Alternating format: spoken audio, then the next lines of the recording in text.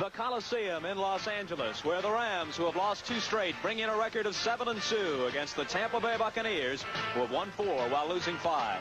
Hello, everybody. I'm Bob Costas. This is Tom Matty. And, Tom, if past performance means anything at all, we've got a defensive struggle on our hands. I don't think there's any question about it, Bob. This is the #1 defense and #2 defense in the league right here playing against each other. Both these ball clubs are tough, aggressive, defensive ball clubs. And you take a look at the Rams and you look at the one guy who I think is the real key to that defensive line, Larry Brooks. Big number 90. He's all over the field. Then again, you get an opportunity to take a look on the other side, which is Tampa's great defense themselves. They have Leroy Selman, who a lot of people consider probably one of the best defensive ball players there are in the game today. Meantime, you take a look at the rankings. You find the Rams #1 in NFC defense. Tampa Bay right behind #2. Something else on the offensive side of things we're going to want to look at is the performance of the quarterbacks. Doug Williams, the first quarterback selected in this year's draft. Tampa Bay pinning their hopes on the rookie from Grambling. Pat Haden having a tough time lately for the Rams. Had 3 intercepted on Monday night against Atlanta. No question. I talked to Doug Williams prior to the game, and he says the one thing that we've got to do, and especially as a rookie quarterback, he says he really has to concentrate on keeping his mistakes to a minimum. And that's the key right now. If Tampa Bay can keep those mistakes to a minimum, I think we'll have a great ball game today. As we look at referee Jim Tunney indicating that the Rams have won the toss, Tampa Bay is going to be kicking off, and we'll take a look at the officiating crew. Jim Tunney heads it, and there's the rest of the group who will be making some of the decisions this afternoon. And if the way things have gone so far this year in the NFL means anything, the officials' calls may play an important part in the game today. Last year, these two teams met almost exactly a year ago here at the Coliseum in Los Angeles. The Rams won it easily by a score of 31-0. But at that point in their history, Tampa Bay had never won a football game. This is a different team, Tommy. I think they are, too. And they are a great defensive ball club. They're all over the field. One of the things that we've got to watch, though, today, Bob, is the fact that they have a lot of injuries on the defensive linebacking corps. So we may see a better pass rush by Tampa today, because I have a feeling they're going to go to a four-man set instead of their 3-man set on the defensive line. Neil O'Donoghue, who has had his problems lately place kicking, but has done a good job of kicking off, usually puts it down close to the goal line, will boot this one with Jerry Latin, whom the Rams picked up midway through the season from the St. Louis Cardinals, waiting at the goal line for O'Donoghue's kick. And it is Latin at about the 2. Across the 20-yard line and not much more. And as the Rams prepare to go to work with the first play from scrimmage, there's a look at their outstanding offensive line. And these are the targets for Pat Haden: Willie Miller, Ron Jesse, tight end Terry Nelson. And in the backfield, former Heisman Trophy winner John Cappelletti, Lawrence McCutcheon, their all-time leading rusher in Ram history, back now after missing the first 5 games of the season with an injury, and Pat Haden at quarterback. A lot of pressure on Haden this week. Some of the local fans wanted Vince Ferragamo, the young man from Nebraska, to get the starting nod, but Ray Malavasi has stayed with Haden, who will put it in the air on a first down play. Out of the backfield for Cappelletti, who is out to about the 27 or 28-yard line before he's spun down by left cornerback Jarris White. They play the 3-4 at Tampa Bay. Hannah Pear and Leroy Selman, whom we talked about at the beginning of the telecast. David Lewis, Dewey Selman, Richard Wood, and Rick Bonas, in place of the injured Cecil Johnson, make up the linebacking corps. And there's the secondary: White, Washington, Cotney, and Brown. Second down, 4 yards to go from the 28. McCutcheon. Close to a first down, but short of it. It'll be 3rd and about 1, and again, Jarris White was in on the tackle. This defensive team moves very well laterally along the line. They're quick and they're agile and they're big, and they do a great job. I've had the opportunity to do a couple of the games this year for Tampa Bay, and this team defensively has kept them in their contests. Right now, they could be even 7-2 right now very easily, because they've blown a few games just because it's a young ball club, Bob, and they're prone to mistakes. Last week was a tough one for them to lose. Leading 7-6 in the final minute, a Chester Markle field goal beat them at Green Bay. Short yardage situation, 2 tight ends, Nelson and Young, both in on 3rd and 1. And they give us to Cappelletti. And Johnny Cappelletti has the first down, it appears, for the Rams. You know, you look at John Cappelletti, the former Heisman Trophy winner. Here's a guy who's a durable back. He can do it all. He's great coming out of that backfield. And he's not the biggest back in the country. He's not the fastest, but he gets the job done. This is the kind of back that I know that Carroll Rosenblum really likes to have on his team. First down for the Rams, who lead the NFC in ball control. They have kept the ball the largest percentage of the time in their game so far this year of any team in the conference. Tampa Bay, on the other hand, is last in NFC ball control. Their defense has spent a lot of time on the field. McCutcheon goes out the left side, breaks the tackle, and turns it upfield.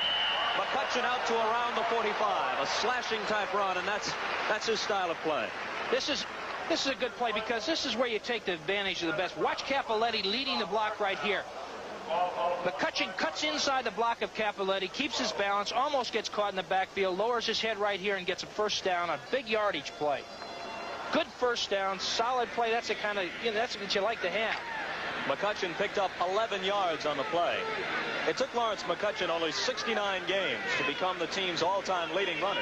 It had taken Dick Bass 112 games to set the Ram record that McCutcheon broke. And this is McCutcheon carrying again. When you pick up good first down yardage like that, it really puts the defense in a bind because your options are open on second and third down. You're right there.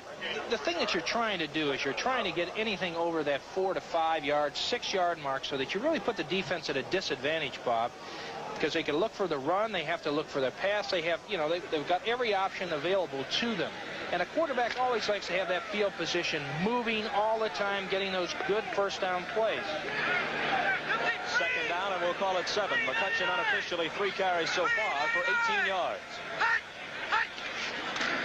Haden on the draw to Cappelletti. And Cappelletti, coming back the other way, is down to around the 45-yard line of Tampa Bay, and that will be close to a first down. This is just a draw from ground level right here. Haden is setting up. Cappelletti makes a move to the inside, sees it plugged up. Watch him break to the outside, plants that foot. Looks for those blockers and picks up good yardage on it. Cappelletti's only averaged 3 yards per carry, and he's really the lowest in the NFL as far as the top 40 ball carriers. He has only gained more than 10 yards just 7 times this year. On 116 carries, about 118. He's got the first. That's the third first down in this drive so far for the Rams. The Rams, as you know, have dropped 2 in a row after opening up 7-0. At that point in the season, they had a 4-game lead on New Orleans and Atlanta. That lead had been cut to 2 as both the Falcons and Saints were 5-4, with the Rams at 7-2 at the start of the day. The Rams have not lost 3 games in a row since 1969, when they opened with 11 straight wins and then lost their last 3 of the season. McCutcheon. About 4 to the 41. Dave Pear, the nose tackle, made the stop.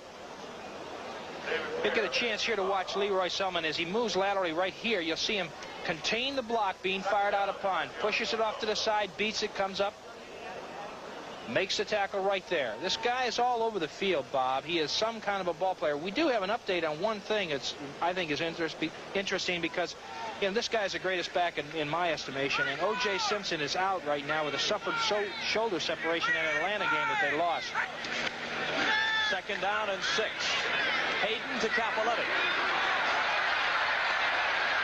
And Cappelletti for another Los Angeles first down before Dewey Selman, who leads the Tampa Bay club in tackles, stopped Cappelletti. Cappelletti is great because he has that great lateral movement. He's coming out here on just what we call a quick screen. He's set up, looks for his blockers. Watch the cuts that he makes here to be able to get this first down. He keeps his feet moving, and he's always going towards that goal post.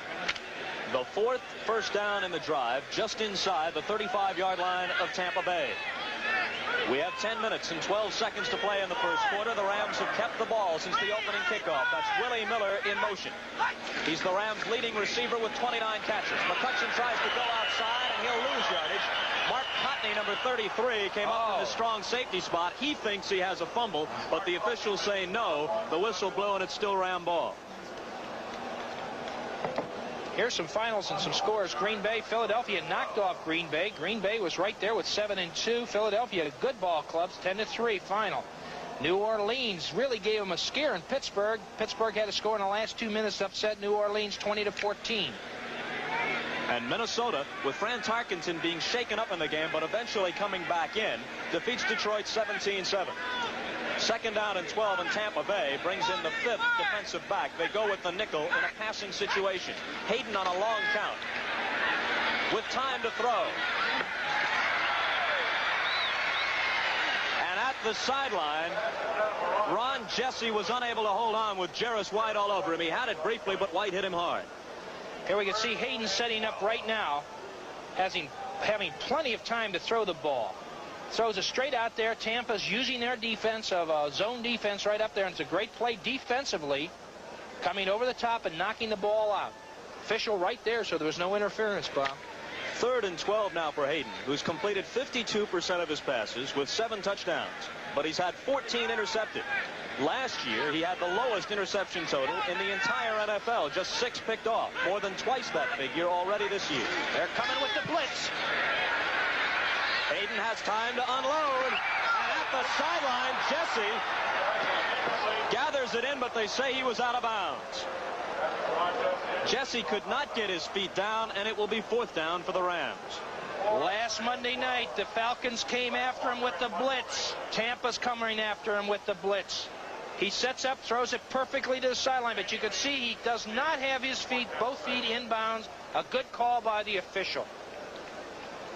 Number 19 is Glenn Walker. Only half of his 42 punts so far this year have been returned, and that is the best figure in that regard in the NFC. The deep man is Danny Reese, standing at about the 10. Walker obviously aiming for the coffin corner here, with 9 minutes and 10 seconds to play in the first quarter. Reese lets it bounce and then picks it up, and down he goes at the 5. That's dangerous right there, I'll tell you. Jim Jodat, number 43, got down there on the coverage, made the tackle on Reese. It's Tampa Bay ball at the 5 with 9:01 left in the first. Atlanta beats San Francisco 21-10. The Falcons 6-4. The 49ers having trouble. A coaching change this past week. They fall to 1-9. Doug Williams hands to Ricky Bell on first down from deep in Tampa territory, and he doesn't go very far. Got another final right here. New England over Buffalo. Buffalo gave them a tough ball game, 14-10. We also have another final at St. Louis 20, the New York Giants 10. And so after losing their first 8, Bud Wilkinson's Cardinals put together a little winning streak, 2 in a row. Makes your hometown people a little bit happy, don't it? I tell you, the heat was on there for a while. 8:28 showing on the first quarter clock. It's 2nd down and 7. Williams retreats to the end zone and almost falls down, unloads to the sideline, and Morris Owens makes the catch. It's out of bounds. Out of bounds. It will not count. They'll bring it back. Boy, does Williams have a bazooka for an arm. He was falling down and he threw that 40 yards in the air.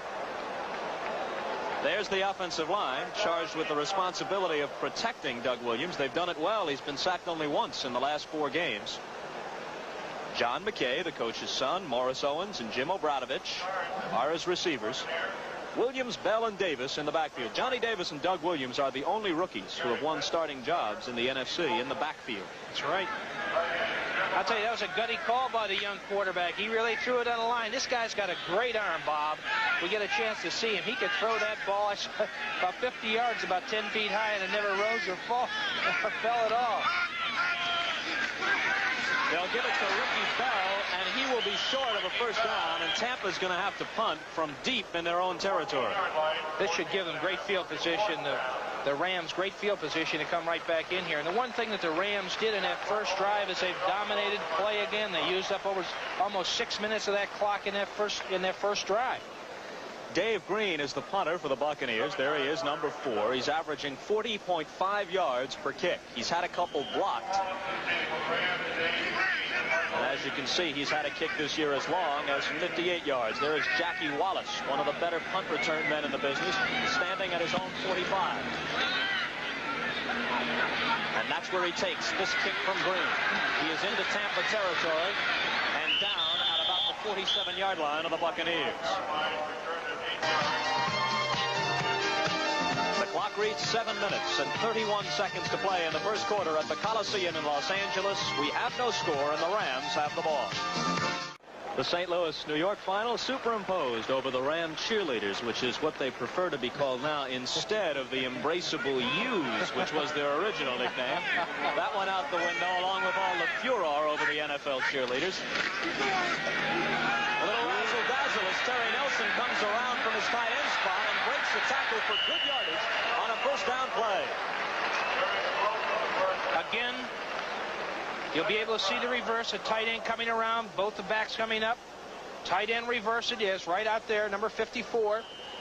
Just blows the tackle right there. He should never let him get around that corner. He's out in front. Tom Mack leading the play. Good tackle, big yardage, close to a first down, Bob.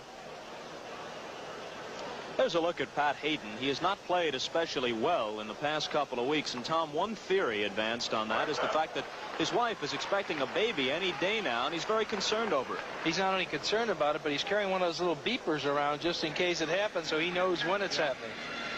He's completed 2 of 4 so far for a total of 12 yards. Both of his completions, short tosses out of the backfield to John Cappelletti. Nelson got the first down.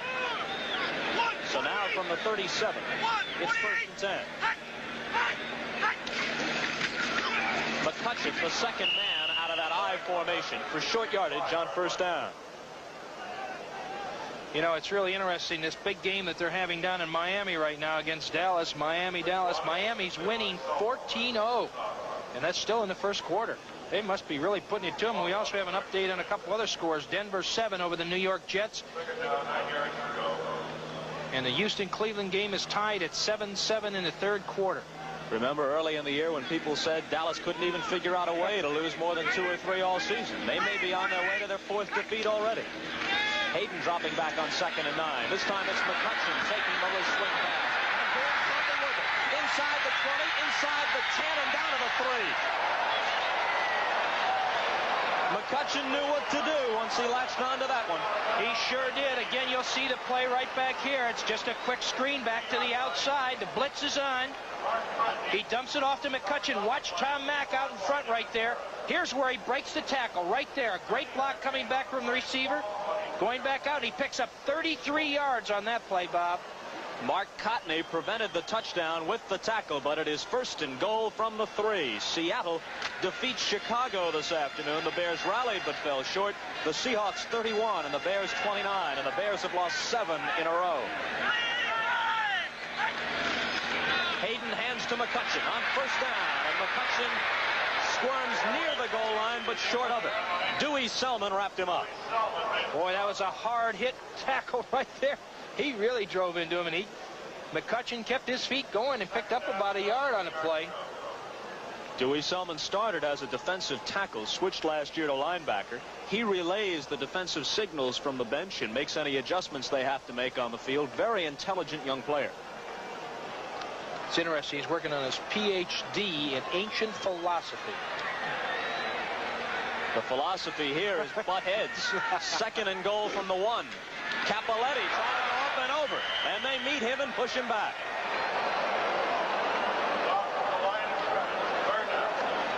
It'll be 3rd and goal with 5:18 to play in the first quarter.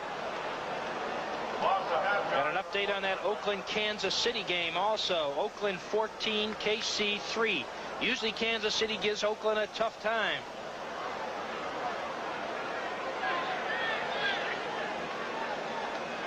There you see the ball resting just outside the 1-yard line. Rod Phillips comes in, and he lines up on the left side with McCutcheon and Cappelletti behind Haden. And Haden rolls as if to throw and tosses to McCutcheon. He won't get there. It'll be 4th and goal. Cedric Brown cuts him down. I'll tell you, this Tampa Bay defense is tough. They're coming out with a field goal team, and the fans don't like it one bit. But Tampa held here when they had to, and this is what makes them number 2 in the league on defense. You can see it right here. They're coming across. Number 45 plays that ball super right there. Jarris White does a super job. A good hard tackle stops them. They're denied that touchdown. Frank Corral comes in to attempt a 20-yard field goal out of the hold of Nolan Cromwell. The Rams, who scored only 3 last week, or 2 weeks ago against New Orleans, and just 7 on Monday night against Atlanta, forced to go for the field goal. Corral put it through, but there is a penalty flag down. Let's see what Jim Tunney has to say. It's holding against the Rams, and this will push them back. Oh, boy. Make it a little bit more of an interesting field goal from this distance. These fans are getting impatient with the Ram offense, to be truthful about it, Tom. Illegal use of the hands, offense number 55. Mr. Tunney. Number 55 was holding. He has a good crew. He's made some great calls already today. You know, it's a tough job being an official out there, especially with all the criticism they're getting right now. This makes it a 30-yard field goal by Corral. And he splits the uprights from that distance, too. With 3 minutes and 57 seconds to play in the first quarter, the Rams have a 3-0 lead, but it's a moral victory for the Buccaneers because L.A. had first and goal from the 3 and couldn't get it in. Preceding announcement was brought to you as a public service by the National Football League. Frank Corral, who is now hit on 13 out of 23 field goal tries, kicks off with George Ragsdale waiting deep. But this one is taken by one of the upmen, a very short kick, and brought out to the 35-yard line. And Tampa Bay will enjoy much better field position than they did on their first possession. Let's take a look at the Ram defense. Youngblood, Jones, Brooks, and Dreyer, the front four. Jim Youngblood, Jack Reynolds, and Bob Brzezinski, who has taken the starting job away from Isaiah Robertson, are the linebackers, and there is the secondary. Thomas, Perry, Elmendorf, and Simpson. Perry replacing the departed Monty Jackson this year. With 3:50 to play in the first quarter. Doug Williams will throw on first down. Incomplete. He just got that ball off, Bob. They had a blitz on. They were coming up on him. Look at the man on the about far side out there, free as can be. The pass was intended for Jim Obradovich. You got to look at some of Williams' stats. He's completed only 39% of his passes. That's the lowest figure in the NFC. He doesn't throw much to his backs. He has a tendency to throw deep, and that accounts for the low percentage. And he's averaging something like 16.3 yards per catch, so he's throwing the deep ones all the time. And one of the things that he's going to have to learn as a quarterback, a young quarterback, is to start dumping it to these backs. This is where Francis Tarkington has set almost all the records on pass receiving. Williams has started 7 of the 9 Tampa Bay games. His team is 4-3 with him as a starter. Over everybody, it'll be 3rd and 10. Morris Owens out there as the intended receiver. He's the leading Buccaneer pass catcher. He's gathered in 23 for an average of 20 yards a catch, and he scored 4 touchdowns. Doug Williams is now 0 for 3 so far. We got an update on the Denver Jet game. The Denver is ahead 14-0 over the Jets, and that is in the first period. Talking about Williams, he had a very tough week last week against Green Bay. Completed just 5 of 17 for a total of only 98 yards and didn't have a completion until the 3rd quarter. Isaiah Robertson is in a linebacker spot now for the Rams in an obvious passing situation. Isaiah's coming on a blitz. Williams gets it away, and a leaping catch. Great catch. Jimmy Giles on the catch. And he's down, too. Williams is down, and he's hurt. He really got nailed after it. They had the blitz on, and they really got him. We'll get a chance to see what happened to Doug right here on it. You could see Isaiah Robertson coming into the inside. The big man coming in just as he lets that ball go. He is wrapped, and it's a great catch right here. How he held onto it, I don't know, Bob. A 13-yard pickup for him and a first down. Here's a look at the play which sent Williams to the bench. Boy, does he get wrapped right here. I think he gets hit right under the chin. Boom. I suspect he'll be back. They let him off, but he looks like he's not too seriously hurt. He's replaced for the time being by Mike Ray, who makes his first appearance of the season in the Tampa Bay lineup. Starts by handing to Johnny Davis, and Davis is introduced to Jack Reynolds. Here's Mike Ray. They know him here. He played his collegiate ball at USC. And backed Kenny Stabler up for a while at Oakland. Boy, Mr. Reynolds came in. He was almost in the backfield before the ball was snapped on that one. The word on Williams is he has a split lip after being hit by Jim Youngblood. It's been a tough first quarter for the Buccaneers. Dewey Selman right now is in the locker room. They're x-raying his wrist. 2.5 minutes to play, first quarter. Second down, 11 yards to go. Ray will throw for the first time. If he can find anybody, they've got him on a fumble. Loose football. The Rams appear to have it. They do. Cody Jones. Boy, he's already sees the blitz, and he's turning around and running around right here. Now what you do is when you're in a crowd like that, tuck it away, but he is stripped of the ball before it hits the ground. Jones hit him, number 76, and it looks like Dreyer who's recovering the fumble, and that's who it is. Fred Dreyer with his 5th fumble recovery of the season. So Mike Ray, who is seen on the sideline consulting with the quarterback coach Bill Nelson, gets a very rude how do you do from the LA defense. That's right. This is where the Rams have got to capitalize on the mistakes that this young ball club's making. From the 33 of Tampa Bay, the Rams leading 3-0, go back to work. Haden with the play action fake, and Terry Nelson, his tight end, is wide open. There's a flag down on the play, and Nelson is down at the 13 of the Bucs. And I think we have a holding penalty on the Rams. That's exactly what it was. That's a great break for the Bucs again. Both these clubs are making mistakes early in the ball game.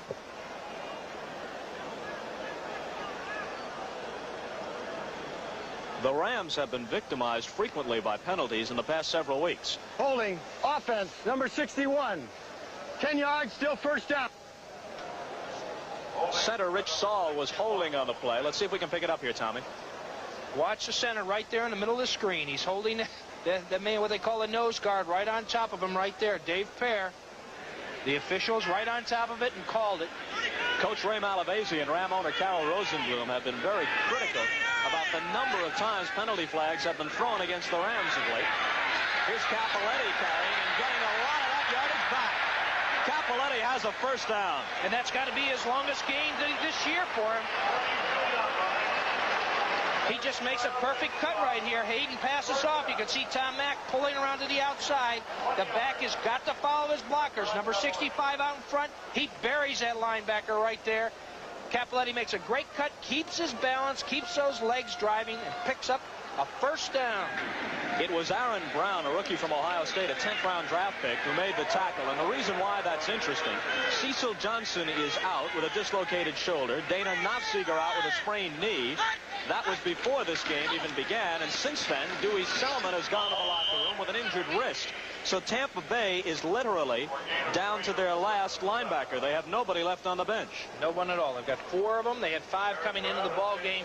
So I think you're going to see a lot more of that 4-man rush. Cullen Bryant got 3 yards on that first down play. It'll be 2nd and 7 from the Tampa Bay 19. We have exactly 1 minute to play in the first quarter. Our first quarter, which has been played almost entirely in Tampa Bay territory. And right now they are leading Doug Williams off the field and through the locker room. So we may not see him again in this first half. Haden with a quick drop and a diving catch by Willie Miller. I think that ball was deflected at the line of scrimmage, Tom, but Miller was still able to make the catch. I'll tell you one thing, he made a great catch on that. His 30th reception of the year. This telecast is presented by authority of the NFL, and it's intended for the private use of our audience. Any rebroadcast or other use of this telecast without the express written consent of the Los Angeles Rams and the National Football League is prohibited. They got only 3 on the play. It's 3rd and 4. This will be the final play of the first quarter in all likelihood from the 16-yard line. Haden, who has hit on 5 of 7, scrambling out of trouble and short of the first down as they drop him at the 15. Charlie Hanna makes the tackle. From the ground level, you'll see Pat Haden right here setting up. Receivers are covered. Steps up inside the pocket, decides to run, and comes up short of the first down. The second quarter begins with a 4th and 4 from the 16-yard line for the Rams. And Frank Corral, who kicked a 30-yarder earlier, will try a 34-yarder this time. If he hits it, it'll be 6-0 Los Angeles. Cromwell holds, and they work a fake out of it. Cromwell racing for the first down, and then some. Cromwell near the goal line. Touchdown. He took it all the way in. What a gutty call that was. They figured they were sitting on a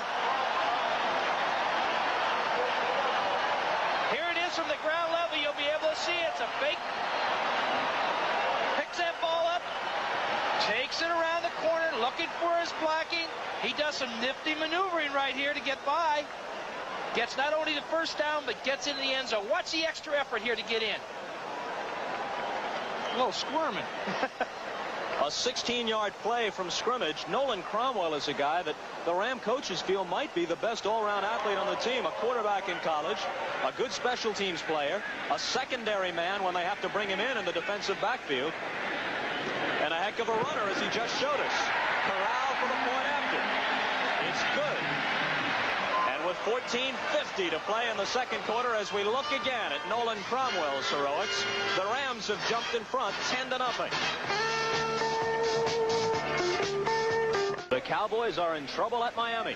17-0 in the second period, and Mr. Shula and the boys are putting it to him. Frank Corral kicks off, and Danny Reese grabs it at the 10-yard line.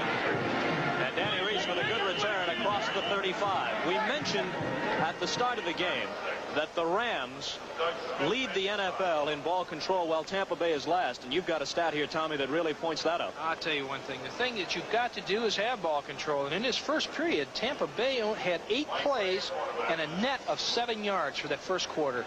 That's why they're in last place. They've got to generate some offense. And I just hope that Doug Williams could get back in that ball game. They'll probably have to sew his lip up, and he'll be back in. Before some Tampa Bay fans get mad at you, Tom, they're not in last place. The Bears have dropped 7 in a row. They're in last place. That's right. Central Division.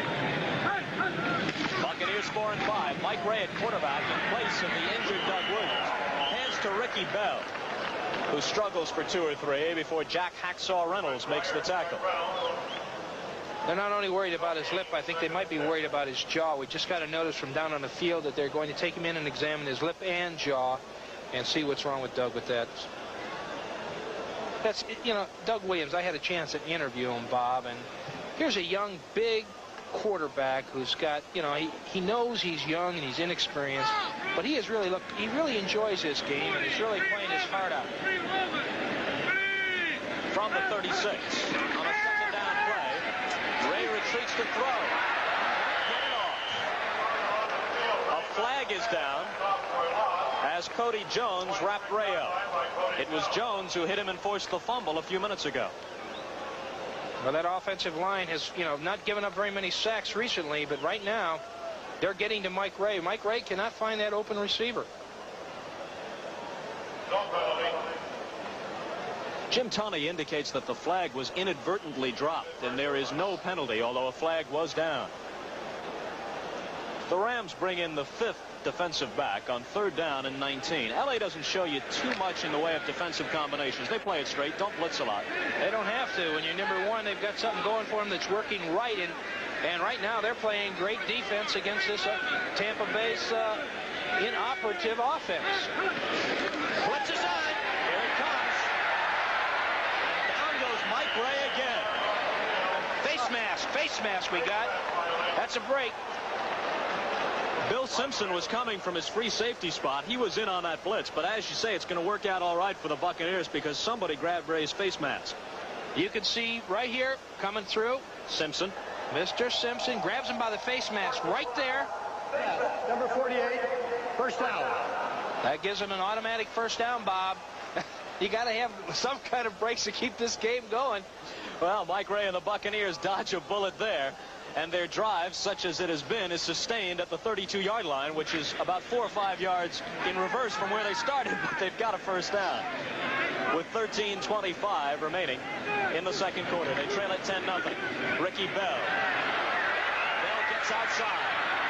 Runs over Rod Perry before Perry can finally force him out of bounds. Ricky Bell has that capability to get into the outside. Right here you'll be able to see him. He sees the holes plugged up to the inside. Not too much option except go outside, and then it's a foot race. Watch him lower his shoulder here and run right over him. He got 11 on the play for a first down at the 46. There are Bell's stats at the start of the day. 451 yards already exceeds his total of last year, which was 436. He was bothered by bone chips in his ankle a year ago and had a disappointing rookie season after being taken #1 ahead of Tony Dorsett. This is another rookie, Johnny Davis. Davis, who replaced the injured Jimmy DeBose and has been averaging almost 4 yards a carry, is stopped by linebacker Jim Youngblood. He's a big back. You can see him busting through the hole right here. He goes 6'1", 230 pounds. Big boy from Alabama, boy, and he's supposed to be a terrific blocker and affords that protection for that quarterback in there. Exactly 1 year ago today, he had a big day for the Crimson Tide, gained 124 yards against LSU for Bear Bryant's club. Kansas City rallies a bit, trailing Oakland 14-10. Davis got 6 on the first down carry. Second down and 4 from the LA 48.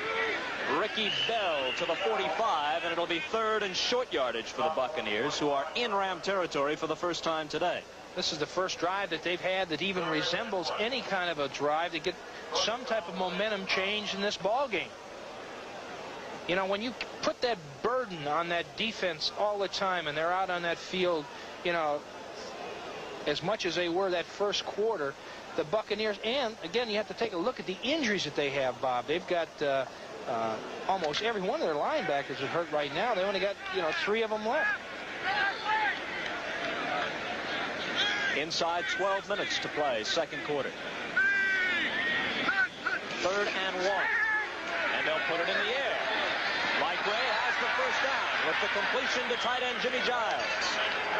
That was a great call right there. What they did is they had a little delay. They set the back straight out. Watch the tight end, number 88, Jimmy Giles. He hits in there, sustains his block for a short period of time, and then releases back out to the flat. Enough to pick up the first down and keep this drive going. They've got to get their momentum changed right now. A 12-yard pass and run combination between Ray and Giles. The first pass completion of the season for Mike Ray. And it's a first down at the 33 of the Rams. Davis runs into a stone wall headed by middle linebacker Jack Reynolds. No place to go on that play. The thing that Mike Ray is doing right now is he's mixing his plays well. He's running up inside, he's running to the outside, he's hitting the short pass, or at least trying to. He picked that tight end on a good call on a third down and short yardage situation. Second and 9 coming up from the 32. A homecoming of sorts for several Tampa Bay players. 7 former USC players on the Buccaneer roster. Mike Ray is one of them. Ricky Bell another. Dave Lewis, Johnny McKay, Danny Reese, Jim Obradovich, and Mike Washington.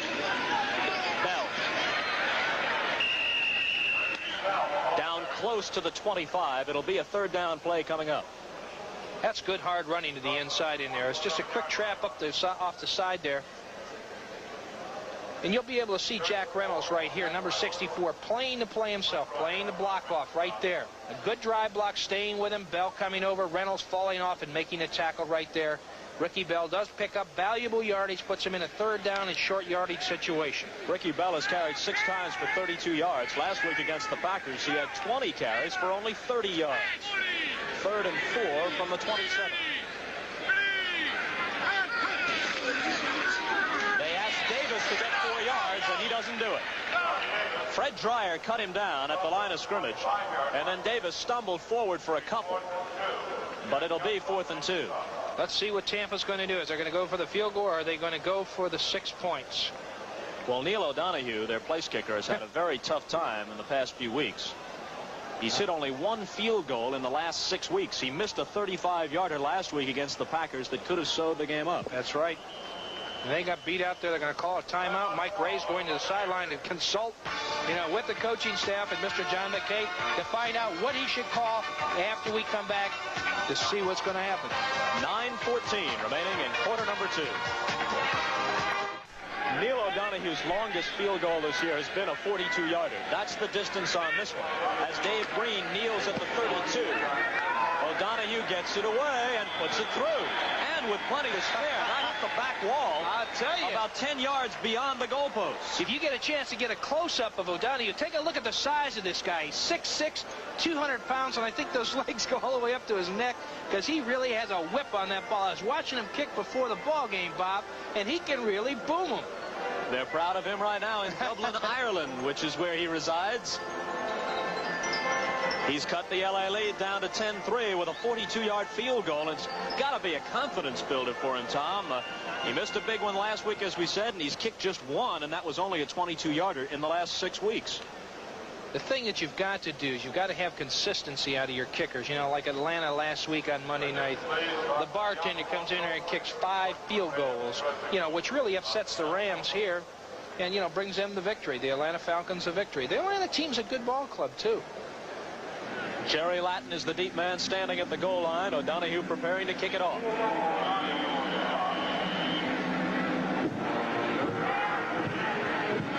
Latin takes it at the 5. Finally finds the handle. And gets out across the 20-yard line. Larry Mucker made the tackle on him. The Bucs kept the ball for 9 plays, went 64 yards. O'Donohue capped it with a 42-yard field goal, and most importantly, they held the ball for almost 6 minutes. Yeah, that's the important part of it. They had a sustained drive. This Mike Ray led the ball club. I hope that Doug's comes back. We haven't had any update report on Doug Williams as yet, but Mike Ray went in there and did a great job. This kid's coming in there under a lot of pressure, Bob. So the Buccaneers, who started the day with one of their leading ball carriers, Jimmy DeBose, out, 2 linebackers, Cecil Johnson and Dana Nofziger on the sideline, have now seen Dewey Selman, perhaps their best linebacker, and their quarterback, Doug Williams, lead with injuries. Way up top for Willie Miller, and Miller had his man beaten, but Haden overthrew him. Boy, that was still a great throw, I'll tell you. I didn't know Haden couldn't wing that ball that far. He really let that thing fly. You take a look at Haden, and he's a small guy. You know, he's only 5'11", 182 pounds, but he let that ball fly that time. He came out throwing on the first down too. That's a key thing right here. I think they're mixing. They're mixing up their offense, and it's really keeping this defense of Tampa's on their toes. That's something they've done under Ray Malavasi more frequently than they used to under Chuck Knox. They're that grind him out kind of ball club. Second down and 10 from the 21. And they'll put it in the air again. Haden under some pressure, gets it out of there to Capoletti. And Capoletti keeps his balance and gains about 5. And that was on his own, too. Great balance by Capoletti there. He was caught in the backfield. And you can see on the ground level right here, again, they're using these short, quick screens, sending the backs out to the flat, getting the offensive lineman out in front. Capoletti keeping his balance here, picking his way. Almost falls down again, picks it up, gets some good yardage out of a play that was a bust play. This is 3rd and 5. A lot of different ways the Rams could play it, and different ways Tampa Bay could approach it defensively. Cullen Bryant joins Capoletti in the backfield. Haden throwing on the run with a flag down off the hands of a leaping Terry Nelson and incomplete. And I think we have a holding penalty, and I think Tampa Bay will refuse it, put him into a punting situation. Good defense by the Tampa Bay Buccaneers here. You know, the fans back in Tampa have got to be excited about this ball club, and I have a real good fan back there who's a fan of mine, but she's also an ardent football fan. That's my mother-in-law, Mrs. Bashan. Holding, offense number 60, refused, 4th down. Dennis Harrow was holding on the play, and as Tom indicated, Tampa Bay refuses it, bringing up 4th down, and Glenn Walker will have to punt to Danny Reese, who is standing at the Buccaneer 25. 8:04 to play in the first half. The Rams 10 and the Bucs 3. They've got 10 men down there. I'm wondering if they're coming after it this time. They are coming after him, and Walker gets the kick away in good shape. Drives Reese back to the 20. And he doesn't go much further than that. They bring him down at the 25. Excellent high kick in the first place by Walker, and then in the second place, good coverage by the Ram punt unit. A 53-yard punt. The pom-pom mom's name is Phyllis. Phyllis Wagner. I knew it wasn't Phyllis George. And this is some of the talent she has working with her. A nice group. She's been a Ram ticket holder for 27 years. Johnny Davis carrying on first down off the handoff from Mike Ray. Gains a couple out to the 27. It'll be 2nd down and 8. We have less than 8 minutes to play in the second quarter. Fred Dreyer made the stop. Dreyer has an interesting pregame superstition. Before every game, he has the Rams team doctor, the nationally renowned Dr. Robert Curlin, who has performed knee operations on so many famous athletes. He has Dr. Curlin throw him his jersey in the locker room, and Dreyer will not put the jersey on until he catches it in a way that feels comfortable. And they'll repeat the ritual 10-15 times until Dreyer is satisfied with it. 2nd and 8. Ray throws it as far as he can, and it is picked up by Pat Thomas. Pat Thomas into Tampa Bay territory. A flag down on the play. They're going to say that Thomas was down at the time that he made the catch for the interception. And they will nullify the return. Ray wound up and threw that as far as he could on it, and he just couldn't get it out there far enough. That was good defense by the Rams. For Pat Thomas, his 4th interception of the year, and here it is again. You could see Ray putting everything behind this ball. And again, the interception's right here. And as he goes down, he is touched. It's a good call by the official, and we'll be right back. Oakland defeats Kansas City 20-10, which I'm sure is the top priority for this group of young ladies. I don't know if everybody saw the score. 7:03 to play 2nd quarter. After the Pat Thomas interception, the Rams have the ball at the 30. Haden to McCutchen, who can't hold on. That was the 26th play of the first half for the Rams. They've gained 133 yards. Tampa's had the ball for 19 plays and a net gain of only 43 yards. You can see who's dominating the statistics right away by just, the Ram defense has really risen to the occasion today of really stopping these guys. Bob Costas with Tom Matty at the Coliseum in Los Angeles. The stats on Pat Haden to this point. His Rams lead it 10-3. McCutchen carries on 2nd down. Trying to drag some defenders with him. Aaron Brown was there, along with Richard Wood for the stop. Wood was the number 3 draft choice of the Jets back in 1975. He's now in his 4th year in the NFL, out of USC. Tampa Bay got him from the Jets for a 7th-round draft pick a year ago, so that has to rank as a good deal for them. And his nickname is the Batman. He's all over the place. 3rd down and 6. Haden with plenty of time to throw. Over the middle for Willie Miller. Miller with his 31st reception of the year, and it's a Los Angeles 1st down. There's a flag there, and I think we got a holding against the Rams. They have been plagued by holding calls in this first half. They'll bring it back.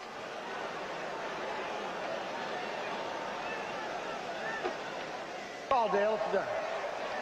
Holding, offense, number 77. 10 yards, still 3rd down. Doug France came up with the holding penalty there. That pass play was good for 18 yards. It would have given him a 1st down in great field position again, moving the ball, kept the momentum going for him. Instead, it's 3rd and 16 from the 24 with 6:21 remaining in the first half. Miller caught that ball, and he's caught at least 2 passes in every game this season, so I suspect he may be a target this right now. Miller wide left, Jesse wide right, and Capoletti carries on 3rd and 16. And he'll be short by about half a mile. Conservative football. Just a few boos heard at the Coliseum. A little later in the ball game, you might hear a whole lot of them. Aaron Brown, who is filling in for the injured Dewey Selman, made the tackle on Capoletti, and Glenn Walker comes in to punt.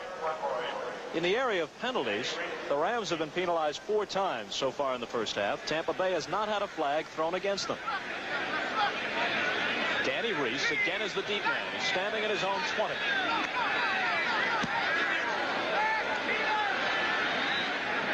Walker's kick allowed to bounce and roll by Reese, and it comes to a stop at about the 17-yard line of Tampa Bay. A good kick by Glenn Walker.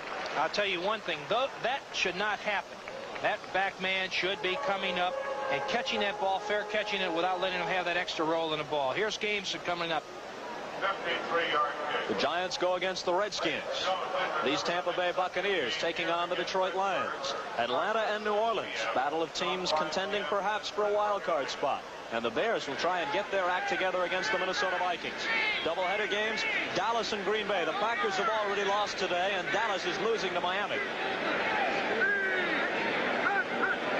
And part of the country will see the San Francisco game as the second half of their doubleheader next week.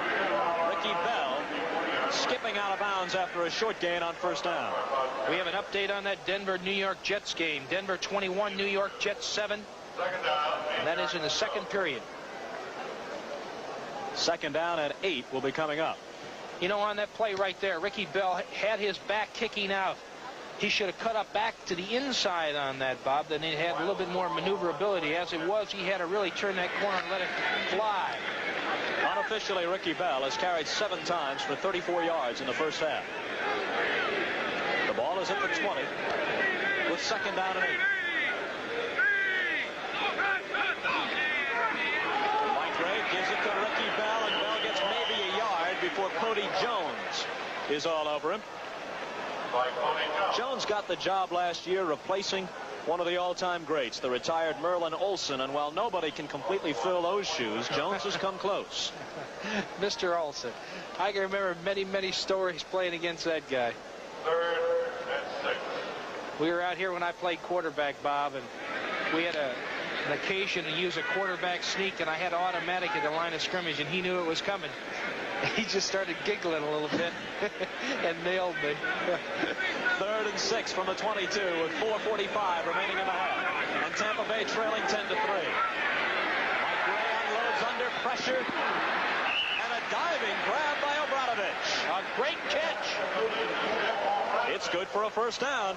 Mike Ray led that ball perfectly to the sideline. He had to throw it that far to the outside. Otherwise, the defensive back could have stepped up inside and picked it off because it was good coverage. And he picks up 12 yards on that play. Out to the 34 to keep the drive alive. The word from the Tampa Bay locker room, Doug Williams will not be back, and neither will Dewey Selman.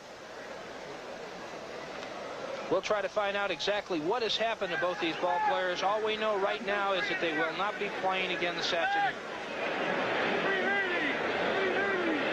So the responsibility falls on the shoulders of Mike Ray, who hands to Ricky Bell. They had some trouble with the exchange, but Bell managed to hold on, and Fred Dreyer made the tackle.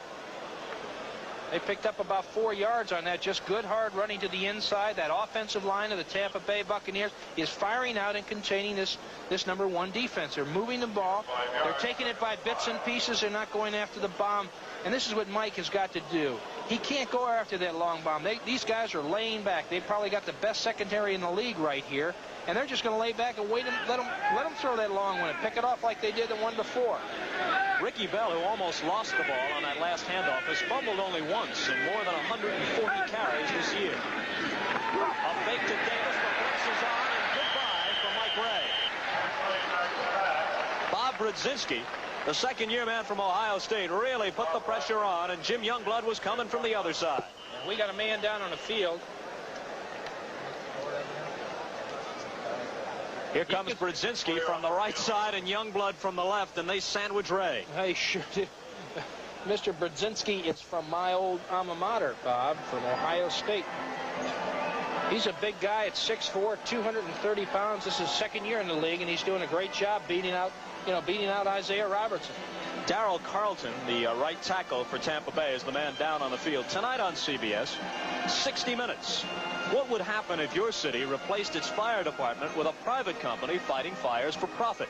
You'd save some money, but would your house be safe? That's the question I'm asking you, Mr. Matty, and you don't know the answer, but you will find out when 60 Minutes goes to Scottsdale, Arizona tonight. That's followed by Carol O'Connor and Gene Stapleton with All in the Family, Alice, Kaz, and Dallas tonight on CBS. I hope the Dallas story is happier than the one the Cowboys are experiencing in Miami so far this afternoon. There's Mr. Carlton right there. He's coming off a little bit slow right now. But I think he might be all right. They're reaching up inside that pad. He'll have those pads off. Take a look at that right shoulder when he gets on the sideline. That was his 3rd sack on Ray. They're really coming after him, putting the pressure on the young quarterback. This is a young kid coming in and trying to fill the shoes of Doug Williams, and it's a tough job to come in there cold, not having any playing time at all, Bob, as a young quarterback. I'll tell you, Tampa Bay could fill an entire hospital ward at this rate. They had plenty of injuries coming in, and they've lost 3 players so far in this first half. And they're still right in the middle of this ball game. They're not out of contention of tying this thing up. They've just got to get some momentum going and drive moving. 3rd and 12 from the 32. Owens wide left, Grant wide right. And they're going to unload with Louis Carter throwing up the option. Look out, Morris Owens. Owens down inside the 5, and he takes it out of bounds at the 2-yard line. A fantastic play. The old halfback option with Paul Horning made famous, Bob. Here he is coming down. This is what you do. You lull him to sleep, and all of a sudden you take off. And it is a super throw. He keeps him almost in perfect stride. He has to come back for the ball a little bit. And he steps on it. He gets knocked out of bounds right there. And it's 66-yard reception. I told you these guys were out of this ball game. Louis Carter, making his first appearance of the day in the backfield, springs the surprise as he shows a great arm on the option pass. I'll tell you, he threw that thing up there in orbit. Bill Simpson, the free safety, was blitzing on the play, Tom, and that really left Owens in a one-on-one situation. He beat his man, and he was almost gone. Pat Thomas managed to bump him slightly and knock him out of bounds at about the 2. Well, that really puts Tampa right back in this ball game. They can score right here. We got ourselves a ball game. They are 2 yards away from a possible tying touchdown with 3 minutes and 15 seconds remaining. Well, this is going to cost them 5, and that really hurts. Delay of game against the Bucs.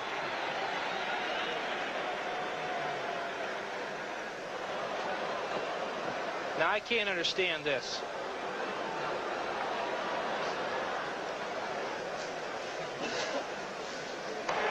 Delay, offense. So it'll be 1st and goal from the 7. It makes it a lot tougher now. Yeah, we got a final on that Cleveland-Houston game. Houston 14, Cleveland 10. Houston's been riding a roller coaster lately. They upset Pittsburgh. They lost to Cincinnati. They bounced back to beat the Browns. And we also got an update on that Miami-Dallas game. There's a 28-yard field goal by Yepremian, and Miami's up on top towards the end of the second period, 20-3. John McKay not happy about the 5 yards, which the delay of game cost his Tampa Bay Buccaneers, and now Mike Ray goes to the sideline to talk it over with him. Louis Carter, by the way, has thrown the ball 3 times this year off that option situation and completed 2 of them, the last one for 66 big ones.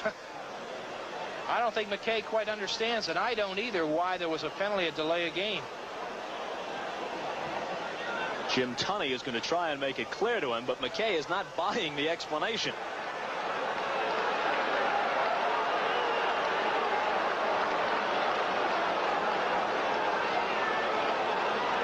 And there's his final comment on the situation as he waves his hand in the direction of Tunney. It's our first look today at Ray Malavasi. He was to have been the offensive coordinator under George Allen this year after working with the Ram defense with Chuck Knox. But, of course, Allen was given the heave-ho 2 games into the exhibition season, and Malavasi became the head coach. His team won their first 7. They've dropped their last 2. And he has some talent here, I'll tell you, to work with. But Malavasi, the kind of guy that has opened up this offense, and I think Mr. Rosenblum is the kind of guy that likes to see a dynamic ball club. He's used to guys like, John Unitas throwing that football and making an exciting ball game for the spectators as well as winning. Ricky Bell and Louis Carter are the running backs. Grant and Owens the wide receivers. Grant right side, Owens left. And here comes Owen in motion left to right. Ray will throw on first down. Look out, pressure from Dreyer. He gets it away, incomplete. Carter, the intended receiver. Fred Dreyer almost gobbled Mike Ray up. Now we got one of the Ram defensive backs that hurt his knee on that one.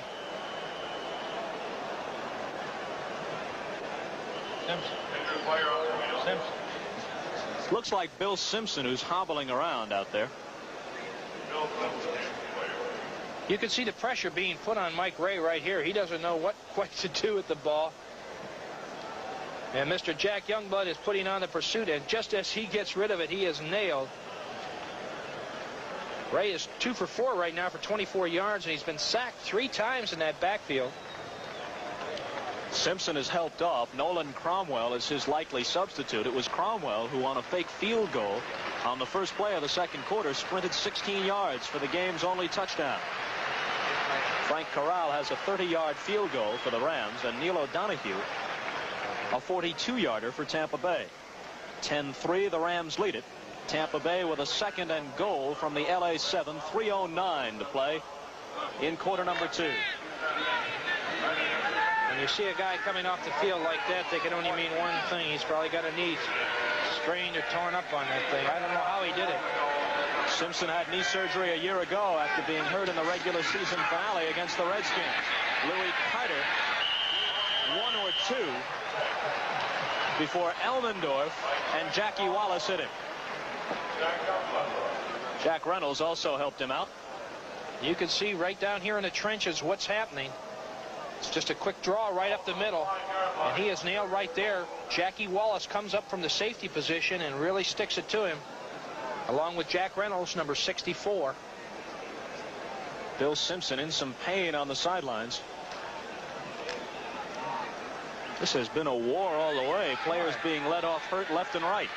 I thought I saw a war with the Atlanta game with the Rams, but these guys are hitting just as hard out here tonight. Owens in motion on 3rd and goal from the 5. Ray under pressure. Jack Youngblood spins him down. For Youngblood, his 5th sack of the year. And that's a 4th sack on Ray already today. The rush is coming in. You can see Youngblood beating him to the inside. Ray, no opportunity to let go of that ball, so we'll come up into a field goal position right now. After the pass from Carter to Owens, they had 1st and goal at the 2. A delay of game set them back to the 7, and now they're going to have to settle for a field goal attempt. Dave Green kneels at the 22. This is a 32-yard attempt by Neil O'Donoghue, who hit a 42-yarder earlier.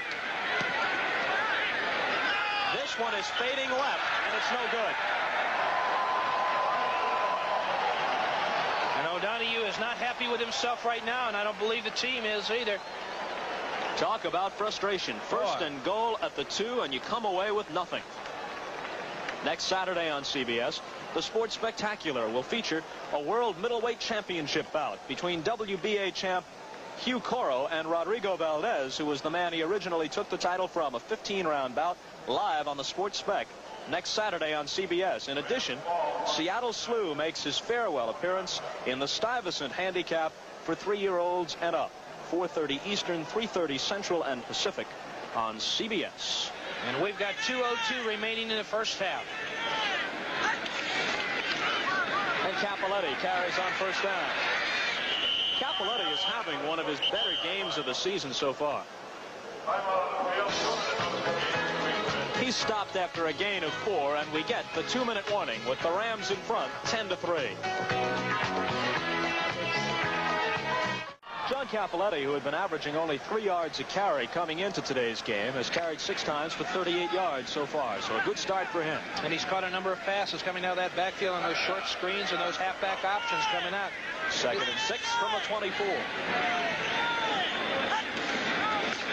Haden dropping to throw. His line giving him time, and McCutcheon takes the swing pass.